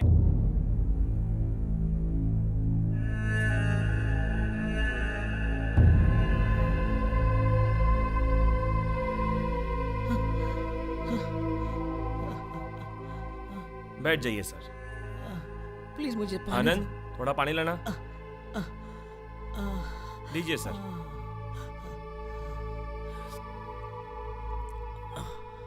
तो कहिए सर। बेटे, तुम तकरीबन 30-35 साल के होंगे। हाँ सर। मतलब मैं तुमसे 30 साल बड़ा हूँ, लेकिन मुझे तुमसे मेरी बर्थ सर्टिफिकेट चाहिए। क्या मुझे मिल सकती है बेटा? आपका डेट ऑफ बर्थ बता सकते हैं? 1947। रजिस्टर में चेक करो बेटा। अरे मास्टर जी, इतना पुराना सर्टिफिकेट मिलना तो नामुमकिन है। ये बहुत जरूरी है, मुझे ये सर्टिफिकेट चाहिए, बिना इसके मुझे पेंशन नहीं मिलेगी। मास्टर जी, मेरे पास और एक तरीका है। हाँ? आप मुझे सिर्फ 1000 रुपए दे दीजिए और मैं आपको भगवान, एलिजाबेथ टेलर, महात्मा गांधी या फिर किसी और का भी सर्टिफिकेट दे सकता हूँ। क्या नकली सर्टिफिकेट्स पे कोई इंक्वायरी नहीं होती बेटा? इसके बारे में कोई नहीं पूछेगा, लेकिन ये पूछेगा कि कितने पैसे लिए, क्योंकि उनको इसमें से खुद का भी शेयर चाहिए। अच्छा, तो रिश्वत देनी ही पड़ेगी। यहाँ तो भगवान को भी पैसे देने पड़ते हैं। ये स्वतंत्र भारत देश जो ठहरा। मैं तो ये भूल ही गया था कि मैं जहाँ रहता हूँ मेरा स्वतंत्र भारत देश है। मैं तो भूल ही गया था कि स्वतंत्र देश ने रिश्वत के सामने बहुत पहले ही घुटने टेक दिए थे। मुझे गर्व था कि मैं इस देश में पैदा हुआ हूँ, लेकिन मेरे बर्थ सर्टिफिकेट के लिए चक्कर काट काट के मुझे पता चला है कि देश को अभी आजाद होना बाकी है, आजाद होना बाकी है।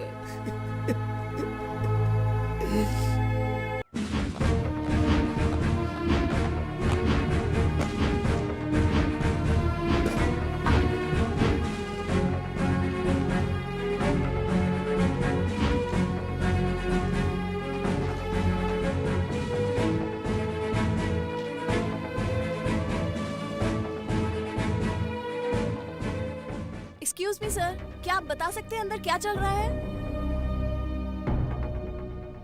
मेरे सीनियर ऑफिसर आप लोगों को बताएंगे।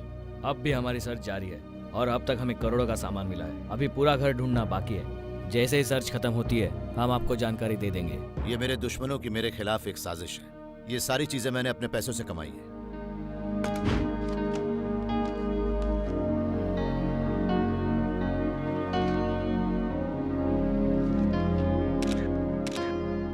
साइन कीजिए सर।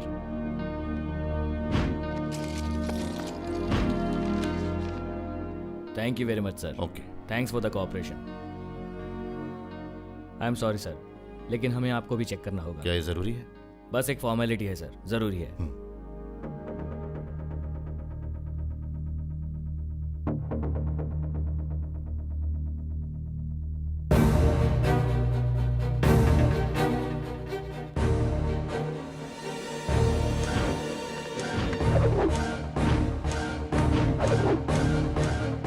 एसीबी ने जो मेरी प्रॉपर्टीज सील की हैं मैं उसके अकाउंट्स तो बता सकता हूं, लेकिन उनके पास जो पेन ड्राइव है उसमें जो अकाउंट डिटेल्स हैं वो मुझे मुश्किल में डाल सकता है।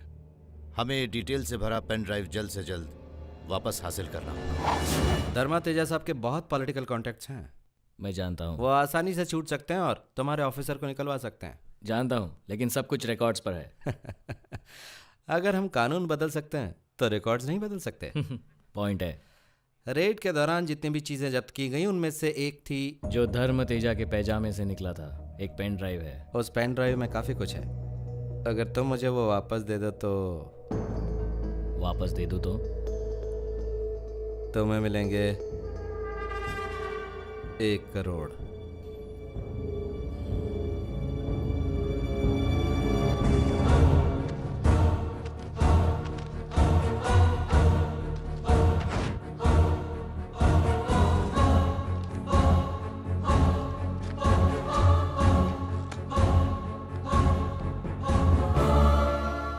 क्या सर? मैं भी एक आम आदमी हूँ। लेकिन आप अपनी ड्यूटी भूल गए। इसी वजह से मुझे 2 करोड़ मिले हैं। अगर तुम चाहते हो तो तुम्हें शेयर दे सकता हूँ।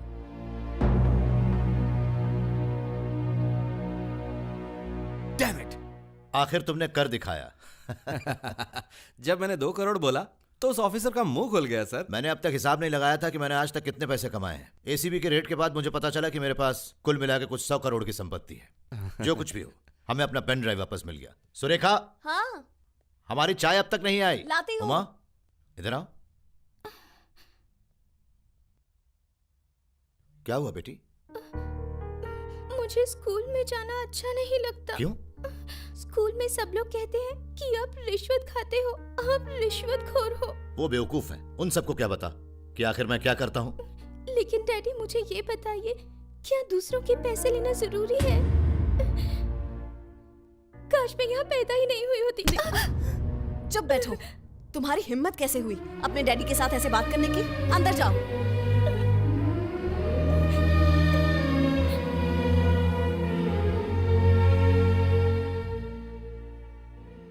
गनी, मुझ पे से इल्जाम निकालना होगा।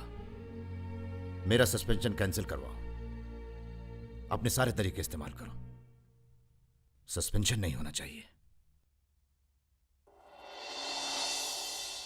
मदर टेरेसा सेवा केंद्र।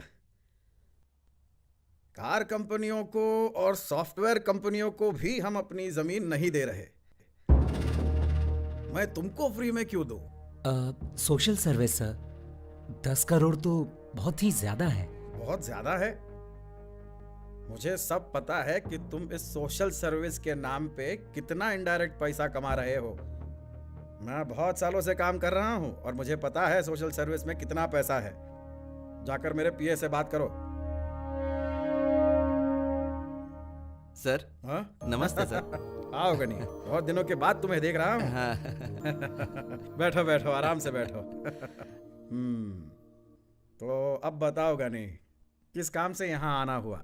एसीबी ने धर्मा तेजा के घर रेड डाली, उनका सस्पेंशन रोकना है। उसके घर से कुछ 20 करोड़ बरामद हुए हैं। भला मैं उसका सस्पेंशन कैसे रोक सकता हूँ? सर, वो उन सारे पैसों के सही अकाउंट्स दिखाने को तैयार हैं। लीगल प्रॉब्लम्स भी नहीं होगी सर, अगर आप चाहें तो। मुझे कोई दिक्कत नहीं, लेकिन मेरे पार्टी वालों को मैनेज करना होगा। उनके घर पहले ही पैसा पहुंचा दिया सर। तुम बहुत स्मार्ट हो Ghani. Thank you sir. CM भी हमारी मदद करने के लिए तैयार हैं, लेकिन सस्पेंशन कैंसिल करने की फाइल सिर्फ और सिर्फ कंसर्न मिनिस्टर के ऑफिस से ही आनी चाहिए। तो आप उनसे बात कर सकते हैं ना? डैडी से तो मैं बात कर लूंगा, लेकिन दूसरे ऑफिसर्स को तो आपको मैनेज करना पड़ेगा, पता है ना? आपका काम आसान करने के लिए मैं एक गेट टुगेदर की तैयारी करता हूँ। ओके ओके, फिर तो समझिए आपका काम हो गया। Thank you very much. हम वही करेंगे जो तुम्हारे डैडी कहेंगे। उनको मेरे वेल विशेस देना। चलता हूँ। Sir post. हाँ, इधर लाओ।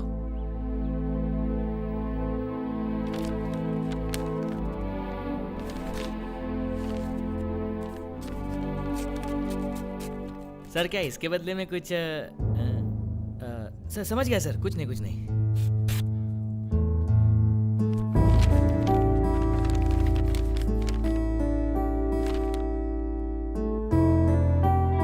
चिट्ठी में क्या लिखा है? हाँ, मेरे पेंशन सैंक्शन हो गई, डिमांड ड्राफ्ट भेजा है। इतने सालों के बाद अब हमारी मुश्किलें खत्म हुई। लक्ष्मी जी, मेरी शर्ट लेकर आ। मेरा पेट देखो जरा, कुछ ज्यादा ही बढ़ गया क्या? दूसरों के पैसे से बढ़ा पेट आसानी से कम नहीं होता। सिद्धू, नीचे कब आ रहे हो? आ रहा हूँ मम्मी। मास्टर जी आप अंदर आइए। नमस्ते मास्टर जी। लगता है आप लोग कहीं बाहर जा रहे हैं। हम लोग बस थोड़ा बाहर शॉपिंग करने जा रहे थे। कोई खास वजह? हमारे बेटे को ड्राइंग कंपटीशन में नेशनल अवार्ड मिला है, इसी वजह से। कहाँ है तुम्हारा बेटा? सिद्धू, वो तैयार हो रहा है, आप बैठिए। हाँ। मैं उसे लेकर आती हूँ। मास्टर जी बैठिए ना। तुम्हें मेरी वजह से बहुत परेशानी हुई क्या? ये तो मेरा फर्ज था मास्टर जी। तुम्हारे फर्ज की जीत हुई, लेकिन मेरे असूलों की हार। ये कोई सरकार के भेजे हुए पेंशन के पैसे नहीं है, और ना ही मेरे इतने सालों के नौकरी का नतीजा। मुझसे सीखे हुए बहुत से बच्चे जो आज आईएएस और आईपीएस ऑफिसर बन चुके हैं, उन लोगों की वजह से ये ड्राफ्ट नहीं मिला है, बल्कि ये सारे लोग एक दलाल की बातों की इज्जत करते हैं, मास्टर की नहीं। मैं खुदकुशी करना पसंद करूंगा गणपति, लेकिन ऐसे गंदे पैसों को हाथ भी लगाना पसंद नहीं करूंगा। ठीक।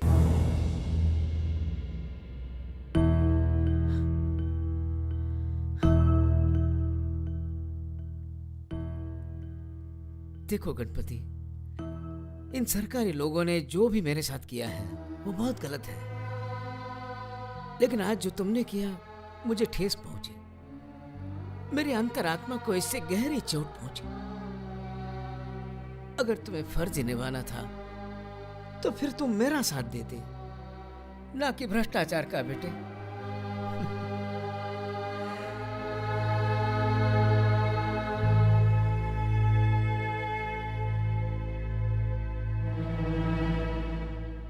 क्या हुआ आपको?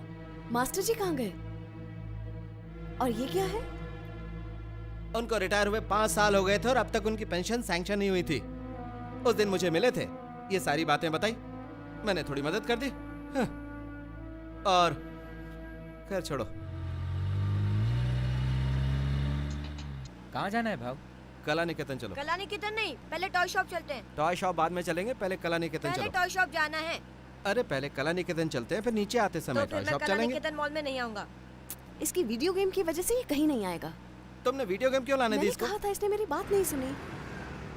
ईश्वर तुम यही सिद्धू के साथ रहना। हाँ भाव।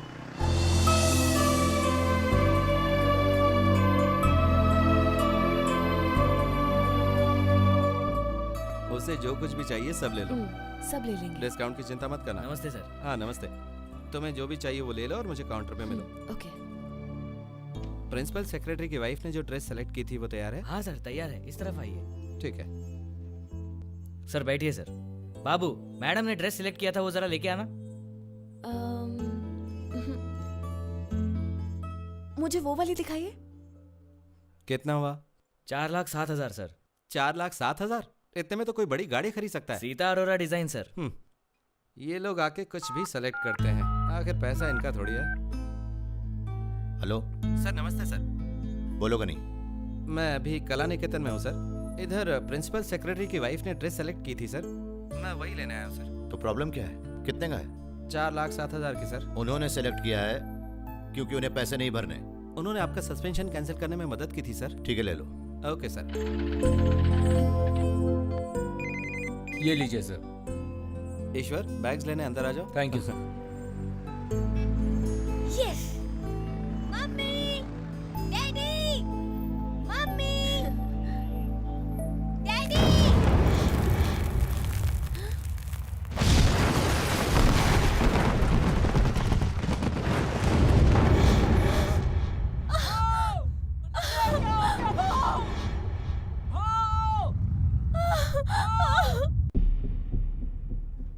ईश्वर इधर आ। हाँ सर। ये पैसे ले ले और ले जाकर इसे कैश काउंटर पर दे दे। ठीक है सर।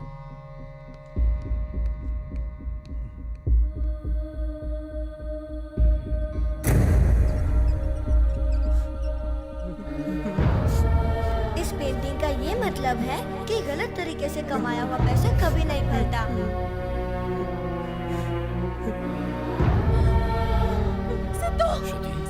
श्रुति, शांति रखो। कुछ नहीं हुआ है। शांति रखो श्रुति। शांत। इसका कॉन्ट्रैक्टर कौन है? जैमन इंडिया भाऊ। इस कॉन्ट्रैक्ट के लिए हम ही ने उनकी मदद की। फाइल तो आपकी क्लियर हो गई, लेकिन कहीं ऐसा ना हो कि बिल्डिंग बनाते से ही ढह जाए।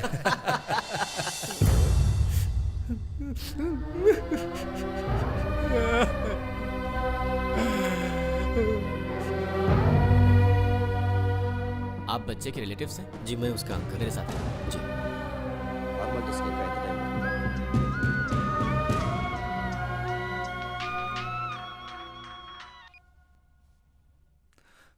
हेलो। हाँ सर।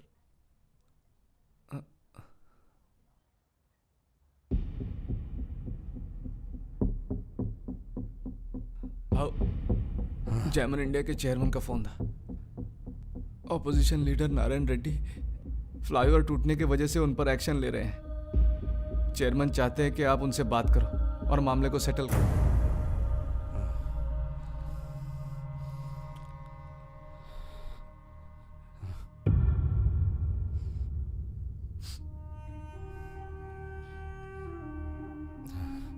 फोन लगाओ।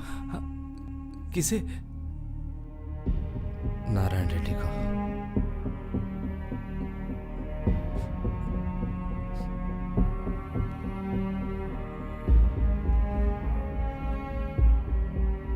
रिंग बज रहा है। हेलो, कौन बोल रहा है? हेलो। हेलो सर, गणपति जी बात करना चाहते हैं। हाँ। भाऊ, नारायण रेड्डी फोन पर है।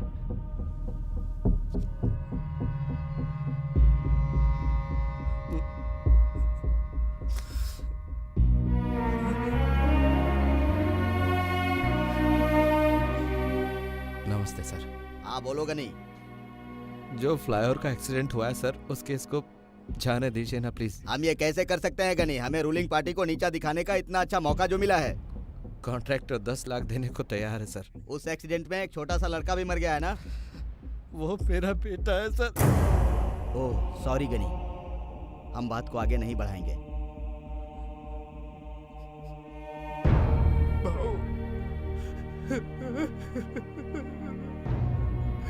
ये क्या हो गया भाऊ?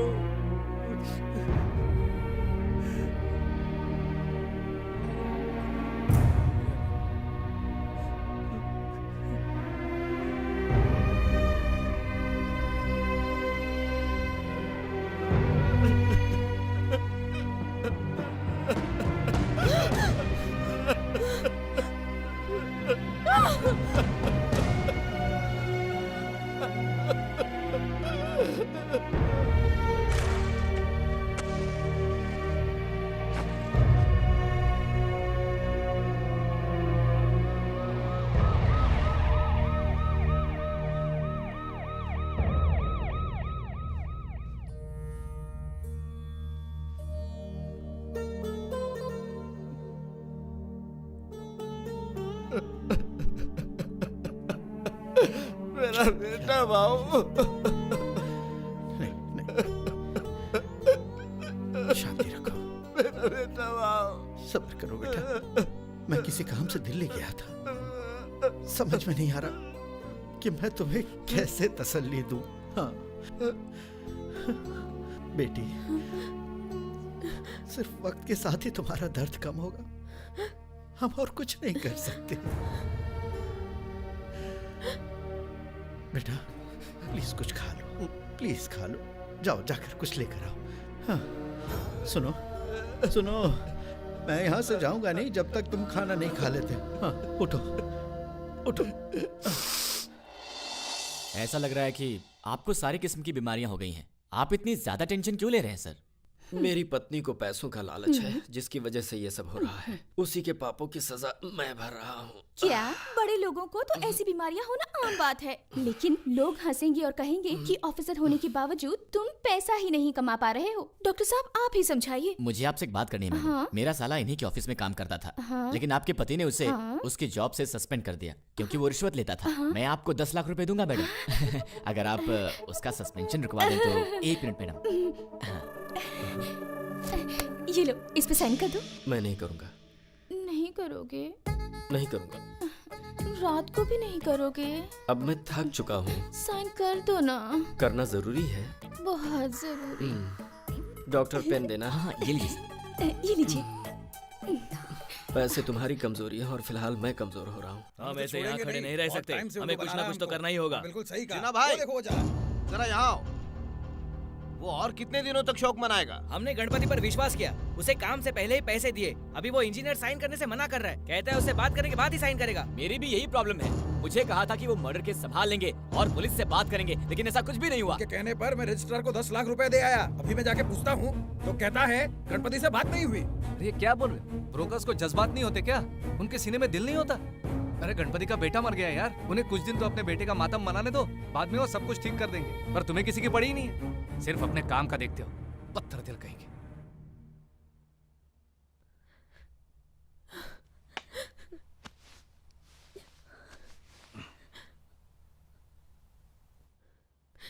आपके लालच ने आखिरकार हमारे बेटे को ही मार दिया, और अब जिंदगी भर ये पाप हमारा पीछा नहीं छोड़ेंगे।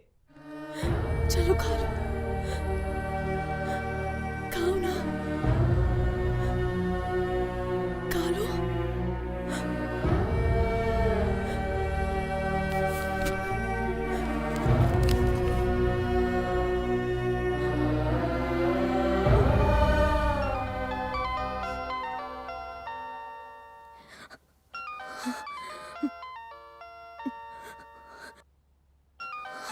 अगर आपने फोन उठाया तो मैं मर जाऊंगी।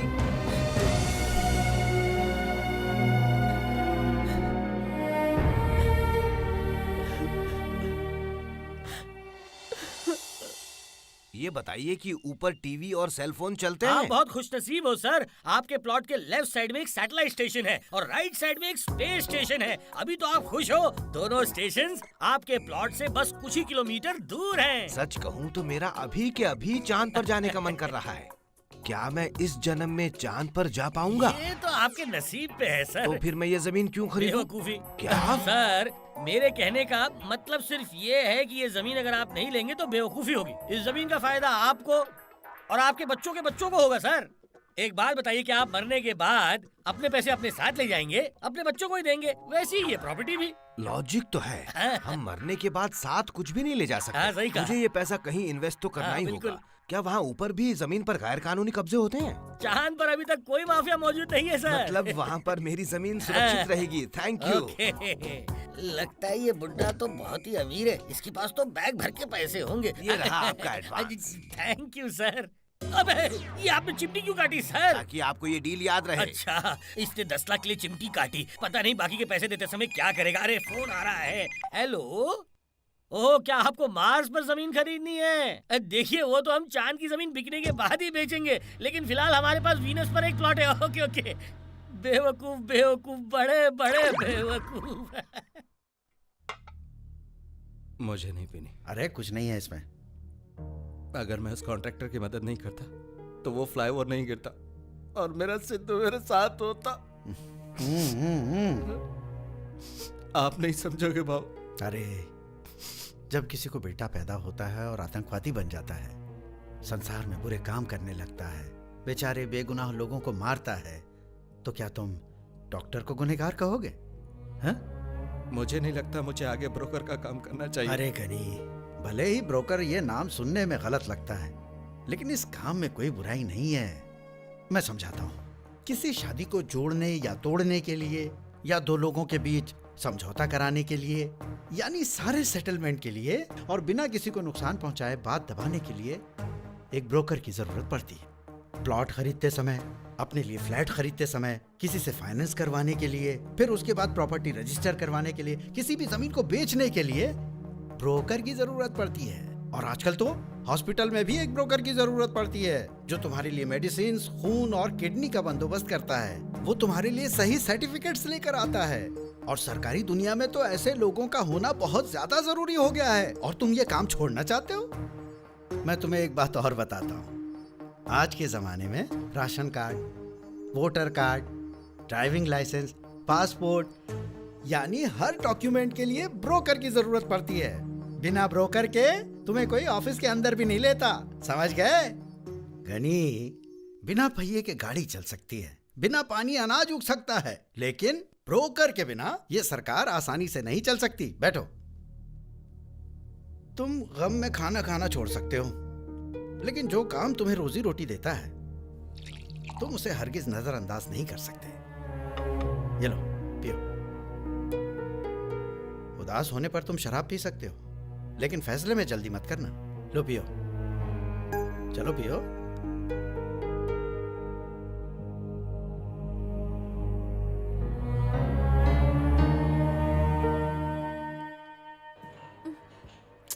आखिर तुम इतनी टेंशन में क्यों हो? मेरे साथ हो तो टेंशन दूर रखो। हेलो, तुमसे बोल रही हूँ। क्या तुम आइसक्रीम खाओगी? मैं यहाँ आइसक्रीम खाने नहीं आई हूँ। तो फिर? मैं यहाँ आई हूँ क्योंकि मुझे तुमसे शादी के बारे में बात करनी है। जल्दी क्या है हरिणी? हाय हरिणी। हाय सुजाता, कैसी हो? अच्छी हूँ। ये तुम्हारे पति है? होने वाले तो हैं, लेकिन अभी तक हमारी शादी नहीं हुई। ठीक है, बाय। मेरे हस्बैंड बाहर वेट कर रहे हैं। देखा, लोग सोचने लगे हैं कि हम दोनों पति पत्नी हैं। सच में? वो मुझसे 2 साल छोटी है और वो शादी के 1 महीने बाद ही प्रेग्नेंट भी हो गई। प्रेग्नेंट हो गई? वो कैसे? सूर्य, में मजाक नहीं कर रही हूँ। बस शांति रखो। चलो जाकर अपने पेरेंट्स से बात करते हैं। चलो पहले मेरी माँ से बात करते हैं, ओके? लेकिन बीच में ये लेकिन क्यों? तुम शादी के महीने बाद प्रेग्नेंट मत होना। तो फिर? 1 हफ्ते में ही प्रेग्नेंट हो जाना। उस दुबई कंपनी के लिए हमें वो अनाथ आश्रम खाली करवाना है। हाँ, अगर जगह खाली करवा दी तो वो लोग हमें उनके 5 स्टार होटल में पार्टनरशिप देंगे। तुम्हारे पिताजी नहीं मानेंगे। हमें पता है, इसीलिए तो हम सीधे तुमसे बात कर रहे हैं। उन्हें बाद में पता चल ही जाएगा। इस अनाथ आश्रम और उसके बच्चों से उन्हें बहुत ही ज्यादा लगाव है। वो पैसा देते हैं वहाँ पर और बहुत सारा वक्त गुजारते हैं। वहाँ के बच्चों के साथ अपना जन्मदिन भी मनाते हैं। हम इन्हीं बच्चों के लिए बिल्कुल वैसा ही शहर के बाहर एक बहुत अच्छा हाँ। ऑर्फनेज बना सकते हैं। चलो आप इस जगह को जल्दी से खाली कर दो ताकि हम हमारे ब्लैक मनी को व्हाइट में कन्वर्ट कर दें। मैं भाव को बिल्कुल धोखा नहीं दे सकता, सॉरी।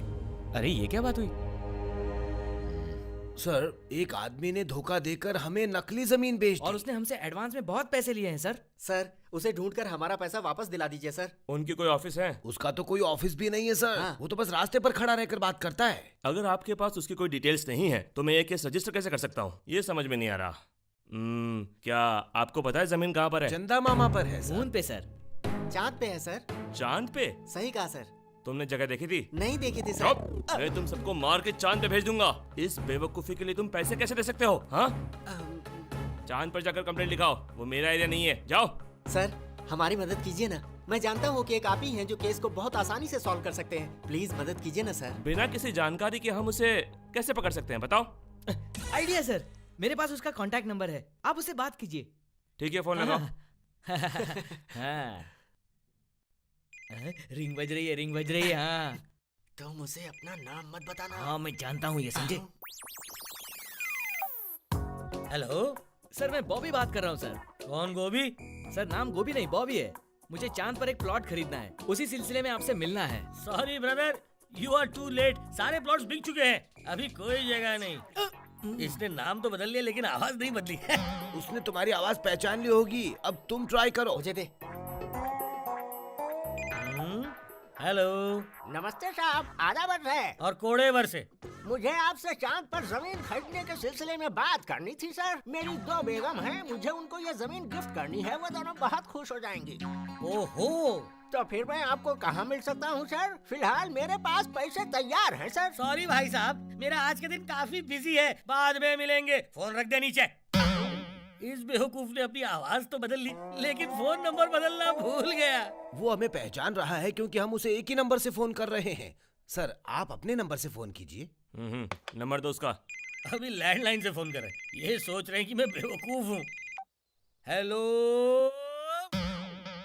अरे भाई साहब, चिल्ला क्यों रहे हो? असल में मैं बहुत दूर आ गया हूँ, इसलिए मुझे चिल्लाकर बात करनी पड़ रही है। ठीक है, अब जल्दी जल्दी बताओ कि तुम्हें क्या काम था। बात ये है कि मुझे चांद पे जमीन खरीदनी है। सॉरी भाई साहब, मैं अभी चांद पर ही हूँ। सेकंड वेंचर लेआउट की प्लानिंग कर रहा हूँ, इसलिए बहुत बिजी हूँ। ठीक है, मैं फोन रखता हूँ। यहाँ पे इनकमिंग कॉल्स का 1 लाख रुपया होता है, समझ गए? 1 लाख? पर क्यों? ये इसलिए क्योंकि ये कोई STD ISD नहीं है, यहाँ पर IPSD है। मतलब? Interplanetary subscribers dialling. वहाँ पर सेलफोन टावर्स हैं, आप चांद पे ही हो ना? यहाँ पे सेलफोन टावर की जरूरत नहीं पड़ती है, चारों तरफ सैटेलाइट जो है। क्या हुआ? सर पर एक सैटेलाइट लग गया। चल अभी फोन रख दे शाने, मैं तुम लोगों की चाल अच्छी तरह से समझ गया हूँ। तुम्हें पैसा वापस नहीं मिलेगा, उम्मीद छोड़ दो। सर! ए, तुम लोग पागल हो क्या? हाँ, चांद खरीदने चले? ये सब तुम्हारी गलती है। तुम लोगों की वजह से ही चोरों को बढ़ावा मिलता है। जाओ यहाँ से। जाओ। कहाँ से आ जाते हैं बेवकूफ कहीं के। हेलो गणपति जी, मैं CM का PA गोपाल बात कर रहा हूँ सर। हाँ गोपाल जी, बोलिए। धर्म तेजा के सस्पेंशन ऑर्डर कैंसिल करने के लिए हमें अब तक एक भी पैसा नहीं मिला है। 2 महीने से ज्यादा बीत चुके हैं। CM साहब ने मुझे आपको याद दिलाने के लिए कहा। मैं आपको थोड़ी देर में फोन करता हूँ। ओके। हेलो, मैं गणपति बोल रहा हूँ सर। हाँ गणी, बोलो। आप कहाँ हैं सर? इमेज गार्डन्स पे। मैं आपसे मिल सकता हूँ सर? हाँ, आ जाओ। इमेज गार्डन्स चलो।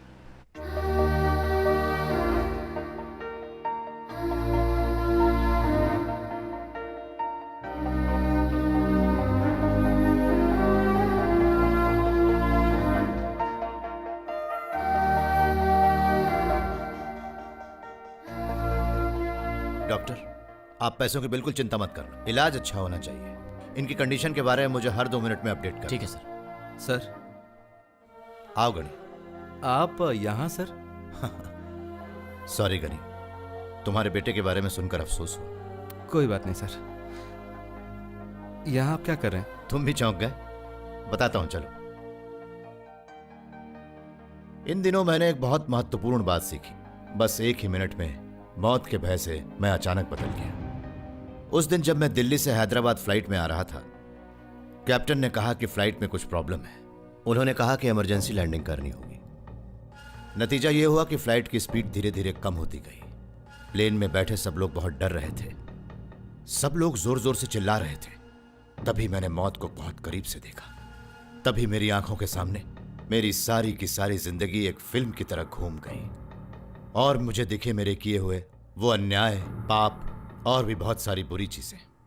अगर सच कहूं तो मुझे एक भी चीज अच्छी नहीं दिखी। मैं बहुत डर गया। ये डर मौत के डर से भी बहुत ज्यादा डरावना था।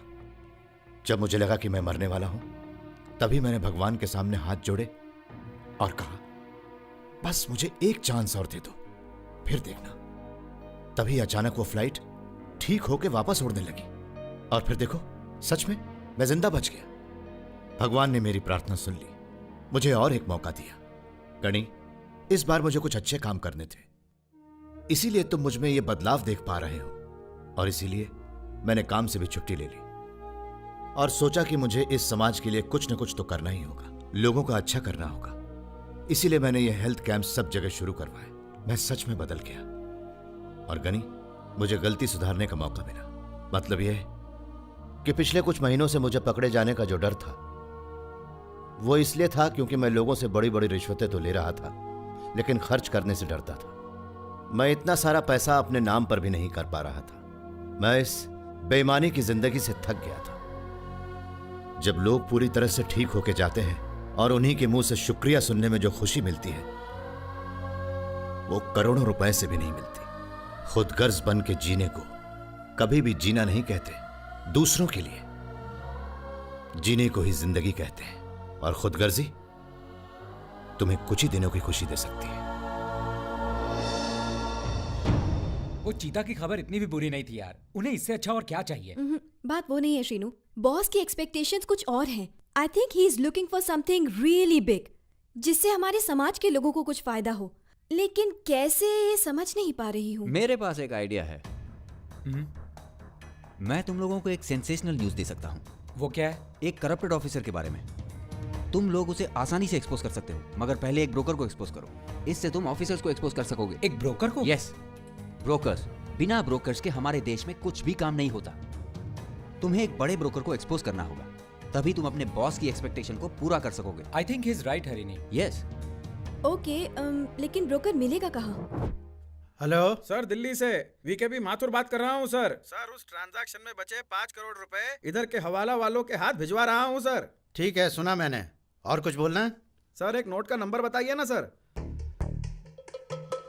ये 1000 रुपए का नोट है। हाँ, लिखो भैया लिखो। 624817। हाँ, लिख लिया सर।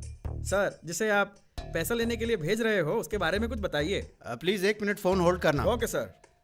अरे गनी, गनी वो यहाँ नहीं है डैडी। अरे उसे बुलाओ, मुझे उसकी जरूरत है। तो डैडी, मुझे बोलो, मैं काम करता हूँ। तुम ये कैसे कर सकते हो? आप ये कैसे कह सकते हैं? मैं ये संभाल सकता हूँ। सच में ये काम संभाल लोगे? बस एक मौका दो डैडी। रामाकृष्णन। हाँ सर। मैं अपने बेटों को भेज रहा हूँ। Okay sir. क्या तुम उन्हें जानते हो? बहुत अच्छी तरह से जानता हूँ सर।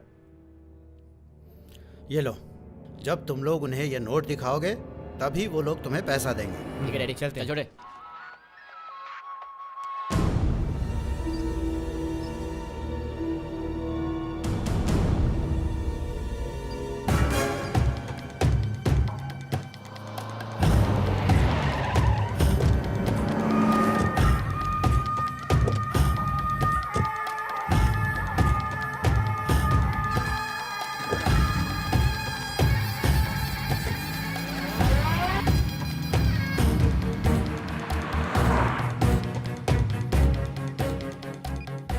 शिवा, क्या हुआ?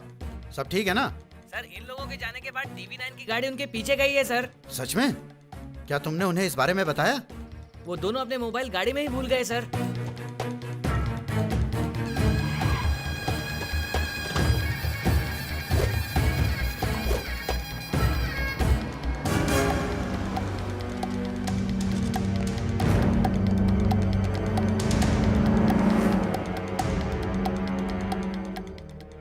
हे, कोई जल्दी गनी को बुलाओ।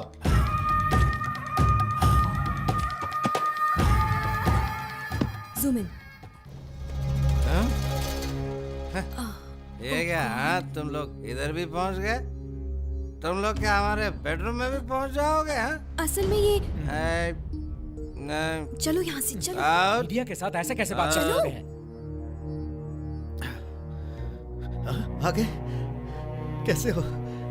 कुछ हुआ तो नहीं ना? है? आज अगर तुम सही समय पर पहुंच के सब संभाल नहीं लेते तो मैं आज सबके सामने एक्सपोज हो जाता और सब मुझे हवाला मिनिस्टर कहते। अरे गनी, आज तुम्हारी वजह से ही मेरे दोनों बच्चे बच गए। तुम्हारी वजह से मैं भी बच गया। ये तो मेरा फर्ज था भाऊ। अरे 2 महीने से ज्यादा हो गए, पैसे भी पूरे लिए थे तुमने, लेकिन अब तक हमारा काम नहीं हुआ। अरे मैंने कहा ना आपका काम हो जाएगा, आप टेंशन मत लीजिए। वो सब छोड़ो, हमारा एडवांस हमें वापस कर दो। हम अच्छे से कह रहे हैं, हमारा पैसा वापस दे दो। अभी क्या अभी?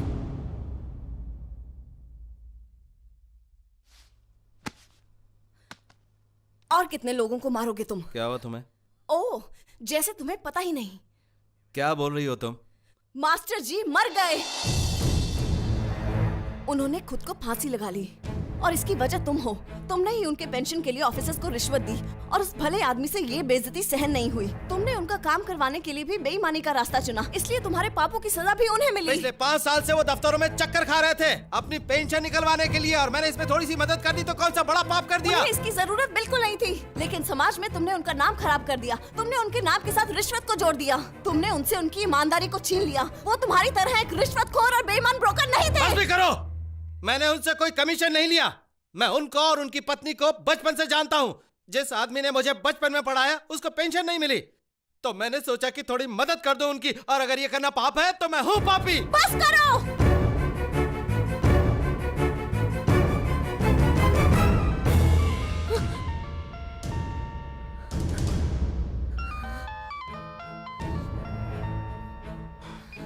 बोलो चिना, मैं अभी आता हूँ।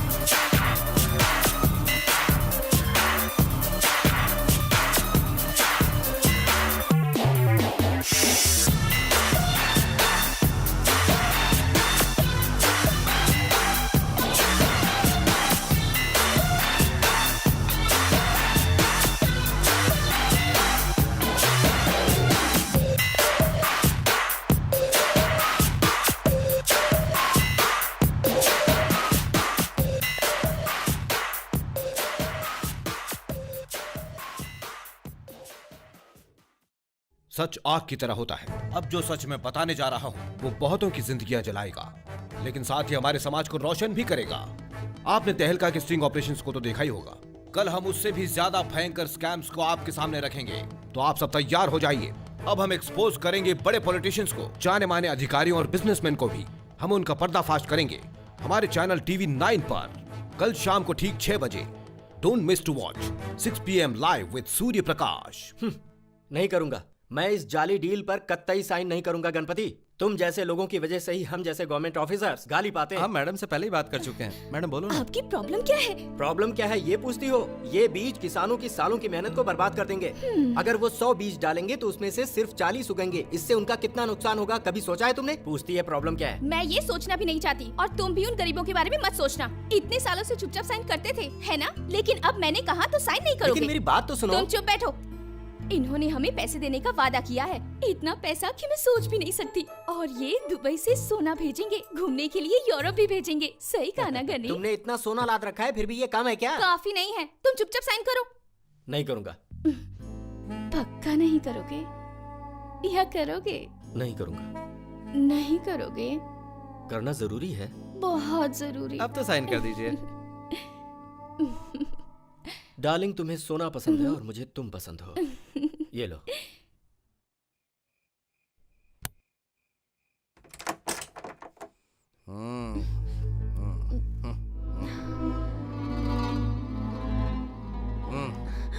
ऐसे क्या घूर रही हो मुझे? हाँ, तुम सोच रही हो कि ये सब मैं कब छोड़ूंगा? मैं एक शेर की सवारी कर रहा हूँ, उतर नहीं सकता, नहीं उतर सकता।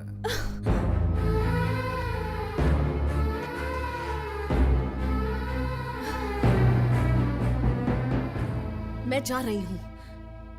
अगर मैं इस घर में एक भी मिनट और रुकी तो मेरे लिए इससे बड़ी बेइज्जती और नहीं होगी। श्रुति, एक और बात, हम दोनों के रिश्ते को बचाने और मुझे वापस बुलाने के लिए एक ब्रोकर को कभी मत भेजना।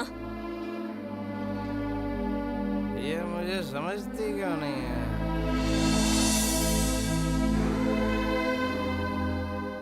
भाऊ, भाऊ, भाऊ। हाँ? हाँ?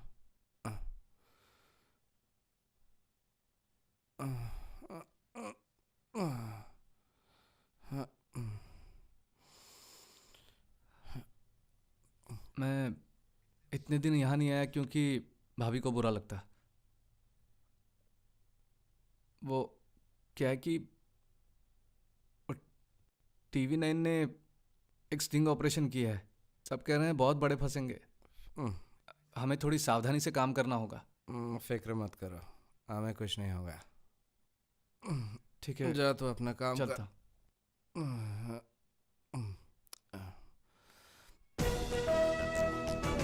करप्शन के समंदर से लोगों को निकाल के आपके सामने रखेंगे वो लोग जो इस गंदे पानी में। ये लोग पब्लिसिटी तो काफी अच्छी कर रहे हैं, लेकिन क्या पता प्रोग्राम इतना अच्छा होगा। क्या कहते हो? यस सर, ये लोग हर रोज यही बताते हैं। करेक्ट।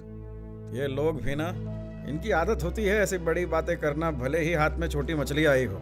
देखने पर तो ऐसा बिल्कुल नहीं लग रहा सर, जरूर कोई बड़ी मछली फंसी है। बड़ी मछली? क्या हमारा कोई जान पहचान वाला फंसा है? मैंने ऐसे झूठे प्रोग्राम्स बहुत देखे हैं। ये कोई ऐसा वैसा न्यूज़ नहीं है, इसमें सीक्रेट कैमरे का इस्तेमाल किया जाता है। बड़े बड़े लोगों को पकड़ेंगे। सच में? अगर ये बात सच है तो हम दोनों कल शाम को टीवी के सामने से हटेंगे ही नहीं।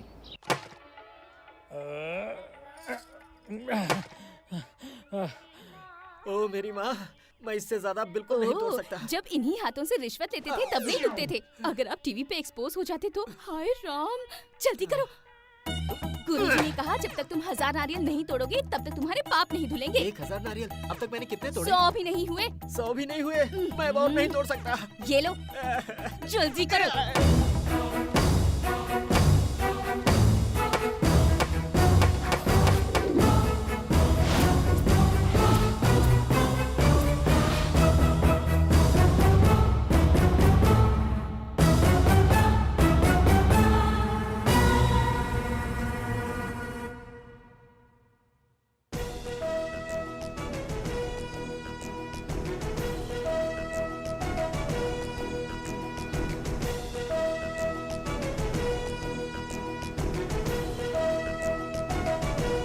Ready sir? Welcome to 6 PM live with Surya Prakash. आज का ये शो एक ऐसे स्टिंग ऑपरेशन के बारे में है जो हमारे सामने कई चेहरे बेनकाब करेगा। राज्य भर में हेरा फेरी, संविधान के साथ छेड़खानी और भी बहुत सारे बुरे कारनामे। आज आप देखने वाले हैं कि कैसे बड़े बड़े मंत्री, MLAs, नेशनल हीरोज जो लोग आम लोगों की सेवा और राज्य की सुरक्षा की कसम खाते हैं, वो लोग ही देश को खा रहे हैं। आज जाने माने IAS और IPS ऑफिसर्स जो सेवा करने की कसम खाते हैं, वो असल में लोगों की सेवा नहीं बल्कि खुद की सेवा करने के लिए रिश्वतखोरी और करप्शन का साथ देते हैं।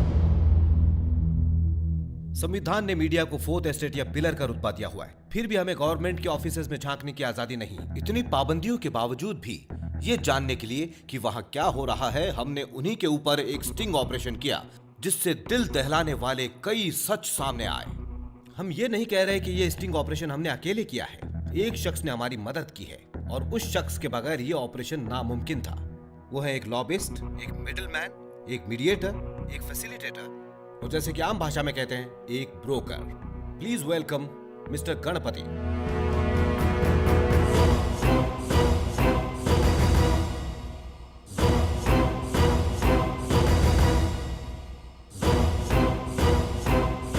Mister Ganpati, welcome to TV9।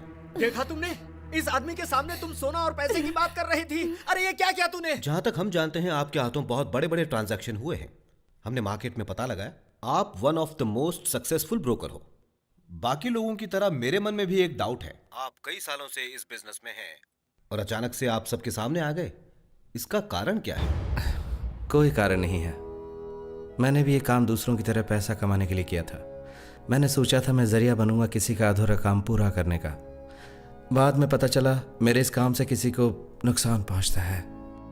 जब भी मैं कोई डील फाइनल करता था तो मुझे लगता था कि मैं एक बहुत अच्छा ब्रोकर हूं, लेकिन बाद में मैंने देखा कि मेरे इस काम से दूसरों को कितनी तकलीफ पहुंचती है। अचानक इस बदलाव का कारण? एक महान पुरुष। कौन है वो? मैं यहाँ सबके सामने उनका नाम तो नहीं लेना चाहता, लेकिन चाहता हूँ कि लोग जाने उन्होंने मुझे क्या कहा था।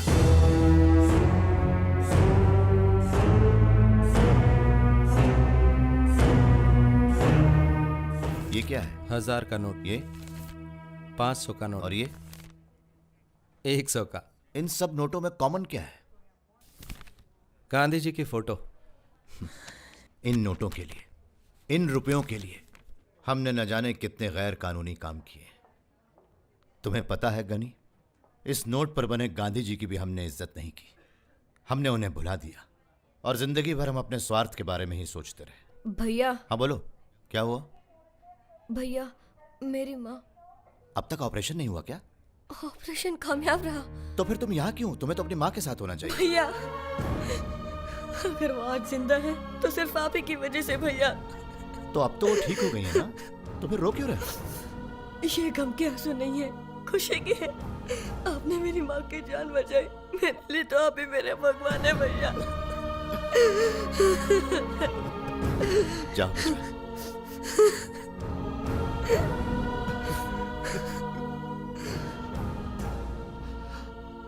अब तक मुझे अच्छा काम करने की आदत नहीं हुई ना, इसीलिए इन सब का इतना प्यार देखकर आंखें गीली हो जाती। दुनिया में सच्चा प्यार पाना सबसे मुश्किल है, बहुत मुश्किल है। गणपति, वो भगवान हर किसी को मौका देता है बदलने का। उस दिन जब मेरी बेटी ने मुझसे कहा कि डैडी क्या दूसरों का पैसा लेना जरूरी है, उसने कहा कि काश वो इस घर में पैदा ही ना हुई होती। तब मेरे पास उसे देने के लिए सच में कोई जवाब ही नहीं था। तभी तो भगवान ने मुझे मौका दिया था सुधरने का, लेकिन मैंने उसे महसूस नहीं किया। उन्होंने उस फ्लाइट को बचाकर मुझे एक और मौका दिया और तब जाकर मेरी समझ में आया। देखो गणी, भगवान ने तुम्हें भी बदलने का मौका दिया होगा, लेकिन तुमने महसूस नहीं किया। गणी, उस मौके को महसूस करना बहुत जरूरी है, बदलना बहुत जरूरी है। सिर्फ सांस लेने को जिंदा रहना नहीं कहते, असली जीवन उसे कहते हैं जो दूसरों के लिए जिया जाए। उस मौके को पहचानना बहुत जरूरी है, बदलना बहुत जरूरी है। मेरे बेटे ने मेरे सामने दम तोड़ा, शायद भगवान ने तभी मुझे एक मौका दिया, लेकिन मैं नहीं बदला। मैंने तब भी ब्रोकरी की जब मेरे बेटे की लाश मेरे हाथ में थी।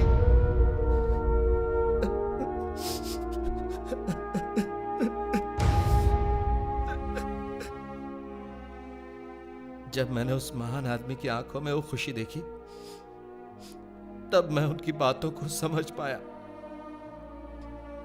तभी मुझे लगा कि बदलने का यही मौका है। मैं बदल गया। आप बदल गए, लेकिन इस बदलाव के साथ साथ आपने इतना बड़ा रिस्क भी उठाया। इसके पीछे जरूर कोई कारण होगा। मेरे मास्टर जी, मैंने कभी सोचा नहीं था कि मैं जो कुछ कर रहा हूं वो गलत है, लेकिन जब मैं दूसरे नजरिए से देखता हूं तब मुझे समझ में आता है कि मैंने कितने गलत काम किए हैं। आज तक मैंने करोड़ों के सौदे किए हैं। मेरा बेटा, मेरे मास्टर जी और वो किसान सब मर गए। इस देश में हजारों ब्रोकर काम करते हैं। मुझे यह सोचकर घिन आती है कि कितने रुपयों की हेराफेरी होती है, कितने लोग दम तोड़ते हैं रोज। जरूरी ये नहीं कि मैं बदल गया, सबको बदलना होगा। मुझे पता नहीं मेरे मास्टर जी वापस पैदा होंगे या नहीं, लेकिन अगर वो कहीं पैदा होते हैं तो उनकी आंख खोलने से पहले मैं इस समाज से करप्शन को मिटाना चाहता हूं। मैं उन्हें दिखाना चाहता हूं कि आप भी अच्छे लोग हैं। यहाँ ये देखने के लिए कि क्या यहाँ पर अच्छे लोग भी हैं, हमें सबसे पहले बुरे लोगों को दिखाना होगा। गणपति जी, इससे पहले कि आप उन सब लोगों का नाम लें, हम एक छोटा सा ब्रेक लेना चाहते हैं। मुझे लगता है ये बहुत मुश्किलें लेकर आएगा। पीए, इलेक्ट्रिक बोर्ड वालों को कहो कि स्टेट का पावर कट करें। Okay sir. वो भी आधे घंटे के लिए।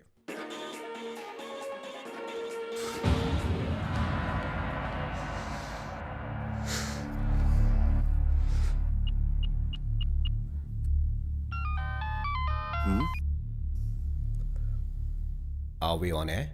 लाइव। स्पीकर चालू रखिए। गणपति, तुम टीवी 9 पे लाइव हो ना? खबरदार, अगर तूने हमारे और हमारे डील्स के बारे में कुछ भी बताया तो मैं तुझे आखिरी वार्निंग दे रहा हूँ। खबरदार, अगर तूने अपना मुंह भी खोला तो चल स्टूडियो से बाहर निकल, फिर देखना मैं तेरा क्या हाल करता हूँ। तो फोन का ब्रोकर, तुम जो भी फोन पे बोल रहे हो लाइव टीवी पे आ रहा है। अरे तुम वापस किसे फोन कर रहे हो? मुझे पता क्या करना है।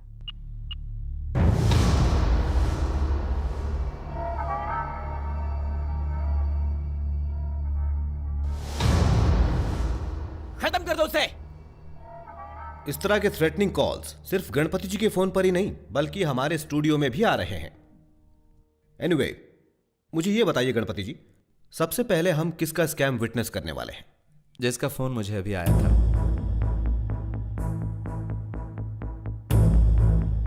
इसे प्ले कीजिए। विश्व शांति आनंद आश्रम। मेरा बाप सोचता है कि वो गणपति के बगैर कुछ कर नहीं सकता, और गणपति मेरे बाप के बोले बगैर कुछ करता ही नहीं। और तुम्हें लगता है कि हम तुम्हारे बगैर कुछ नहीं कर सकते? जला दिया, राख कर दिया। हमने उस आश्रम को जला के राख कर दिया। और 1 साल बाद वहाँ पर एक 7 स्टार होटल होगी।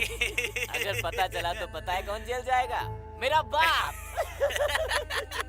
देखते जाओ, आने वाले 1 साल के अंदर उस जगह पे बनेगा हमारा 7 स्टार होटल। वही विश्व शांति आश्रम। सब लोग यही सोचते हैं कि आग किसी दुर्घटना की वजह से लगी। यहां तक कि आपके चैनल ने भी यही कहानी दिखाई थी। छोटे छोटे मासूम बच्चे थे जिनका मानसिक संतुलन ठीक नहीं था। उन्हें ठीक से खाना मांगना भी नहीं आता था, और उनकी सुरक्षा की वजह से उन्हें पलंग से बांध कर रखा गया था। इसी कारण वो मासूम बच्चे आग की लपटों से बचकर भाग नहीं पाए। वो नन्हे मासूम बच्चे वहीं जिंदा जल गए, और अब ये लोग कहते हैं कि ये उन मासूमों की राख पर अपना 7 स्टार होटल बनाएंगे। उम्मीद करता हूं कि भाव भी ये सब देख रहे होंगे। माफ करना भाव, मैंने ये बात सबके सामने रख दी। ये जरूरी था, नहीं तो आप उन्हें माफ कर देते। अब एक छोटा सा ब्रेक लेते हैं।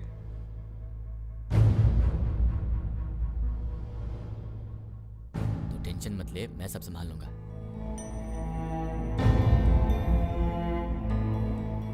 डैडी, हमने वो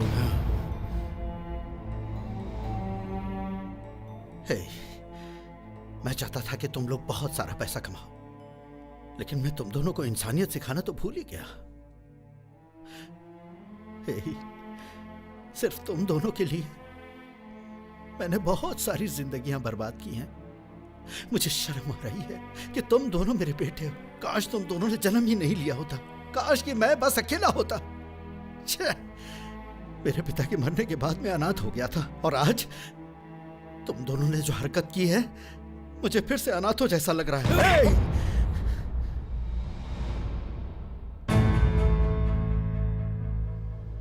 तुम्हें मेरा एक पैसा नहीं मिलेगा। मैं सब दान कर रहा हूं।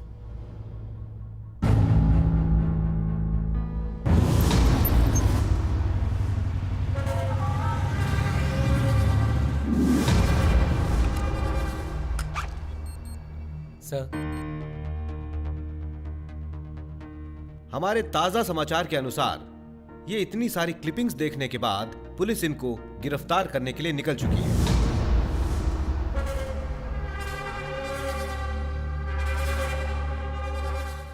वेरी गुड गणपति जी, आपने एक बहुत अच्छा काम किया है। उम्मीद करते हैं आपके लाए हुए क्लिपिंग्स देखने के बाद एसीबी भी कुछ सख्त कार्रवाई करना शुरू करेंगे। एसीबी? वो भी मेरी लिस्ट में है। क्या?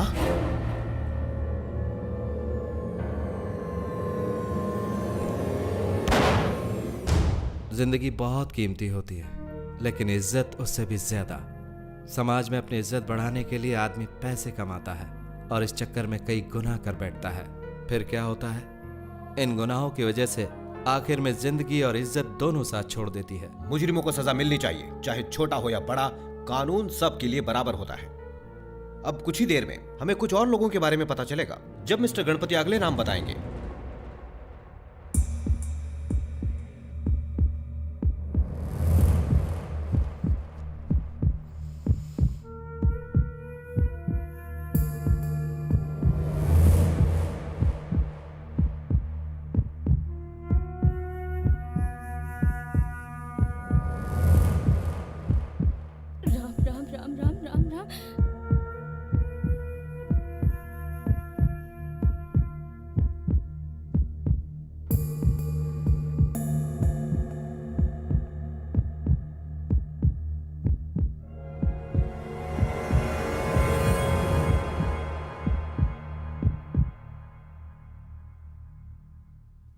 मैं और कोई भी नाम नहीं लेना चाहता। What?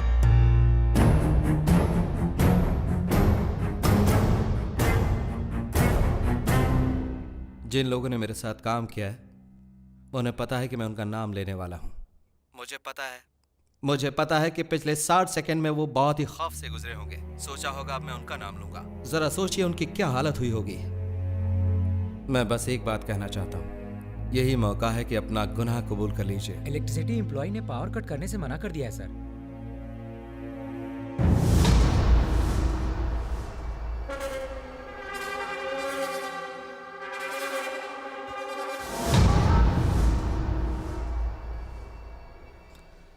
मैंने जो गलती की उसकी सजा मुझे मिल चुकी है।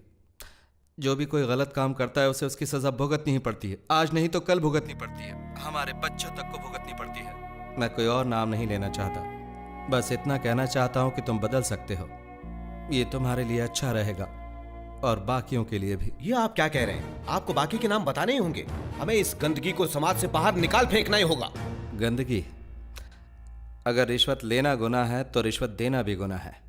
इसका मतलब यह हुआ कि हमारे देश का हर आदमी गुनहगार है। सही कहा ना? अगर हमने इसी तरह लोगों को चुनना शुरू कर दिया तो एक दिन समाज में इंसानियत ही नहीं बचेगी। आपके इन महान विचारों से कुछ नहीं होगा। अपने अनुभव से कह रहा हूं मैं। एक भी आदमी नहीं बदलेगा। लेकिन मुझे विश्वास है। फाइन 1 घंटे का टाइम देता हूं मैं आपको। हमारे चैनल की सारी फोन लाइंस खुली हुई हैं। इस प्रोग्राम में सिर्फ एक शख्स ने फोन करके यह कह दिया कि वो बदल चुका है और वो इन सारे सबूतों को कबूल भी करता है, तभी मैं आपकी बात मानूंगा। और फिर मान लेते हैं कि किसी ने फोन नहीं किया तो सारे एविडेंस हमारे स्टूडियो को हैंड ओवर करने होंगे और हम उन्हें टेलीकास्ट करेंगे। I will do the right thing. Okay? Fine. Open the phone lines, every one of them.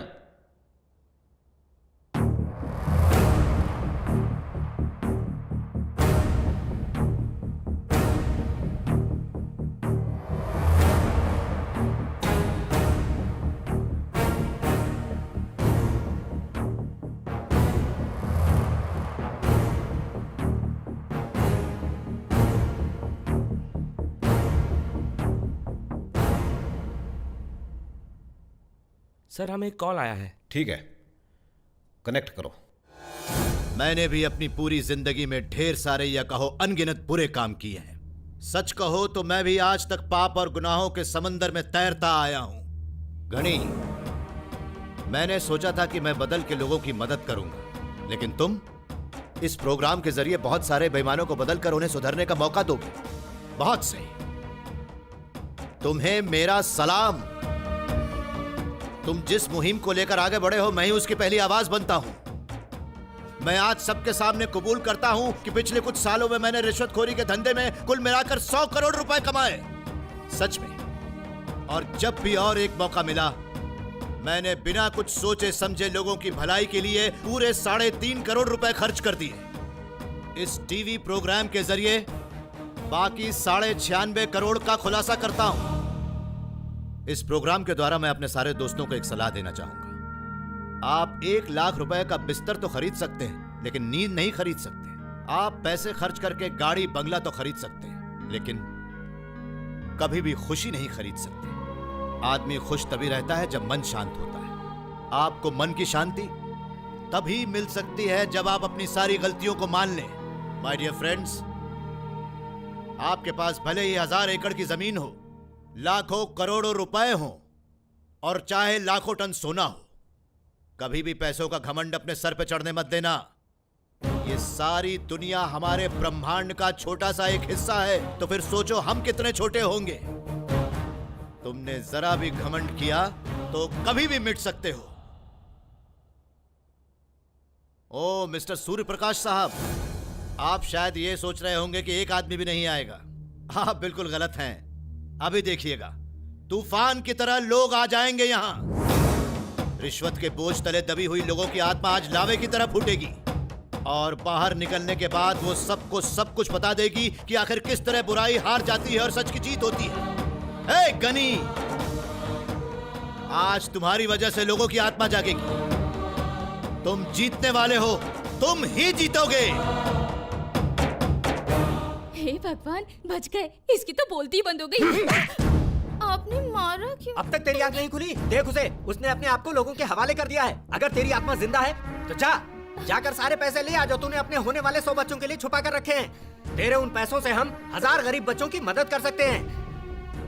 आप चिल्ला क्यों रहे हैं? अरे मैं तो तुझे जान से मार दूंगा। तू मेरी कमजोरी से खेल रही है।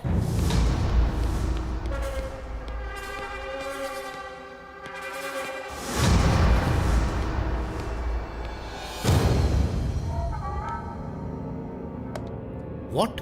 सर बहुत सारे एरिया से कॉल आ रहे हैं। Connect immediately. सर मुझे माफ कर दो सर, मैंने मासूम लोगों के पैसे खाए सर। शायद मेरे पापों की सजा मेरी बीवी को मिल रही है। वो जिंदगी भर के लिए बस एक जिंदा लाश बन चुकी है सर। मैं अपना गुनाह कबूल करने को तैयार हूँ सर। मेरे पास गैर कानूनी पैसे, मैं अपना गुनाह कबूल करता हूँ सर।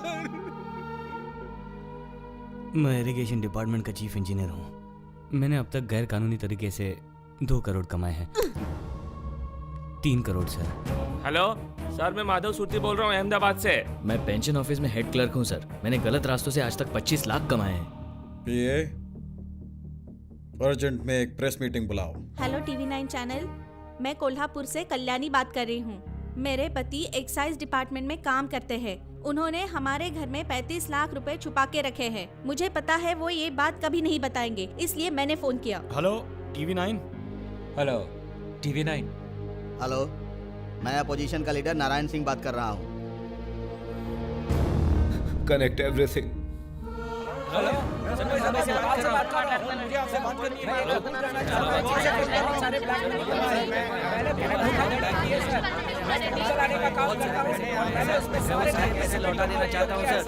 ये क्या साहब, इतने बड़े बड़े क्रिमिनल्स को छोड़ के आप हम जैसे छोटे कद वाले छोटे गुनहगारों को पकड़ रहे हो साहब। साहब प्लीज जाने दो ना साहब।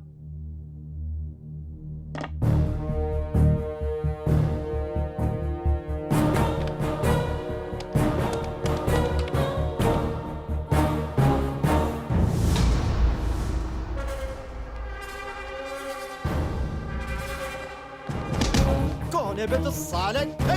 पकड़ो साले को, पकड़ो साले। सर, सीएम सर लाइव है सर। सीएम सर लाइव है?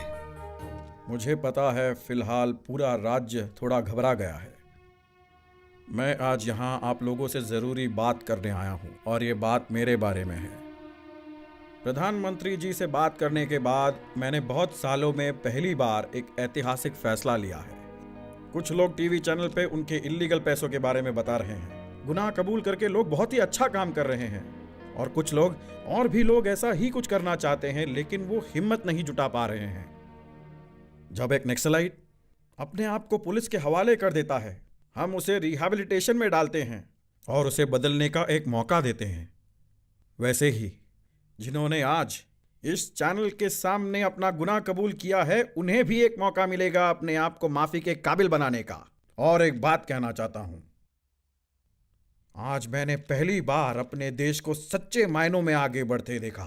लोग अगर ऐसे ही सच का साथ देते गए तो अपना देश सबसे आगे होगा और दुनिया में सबसे शांतिपूर्वक होगा।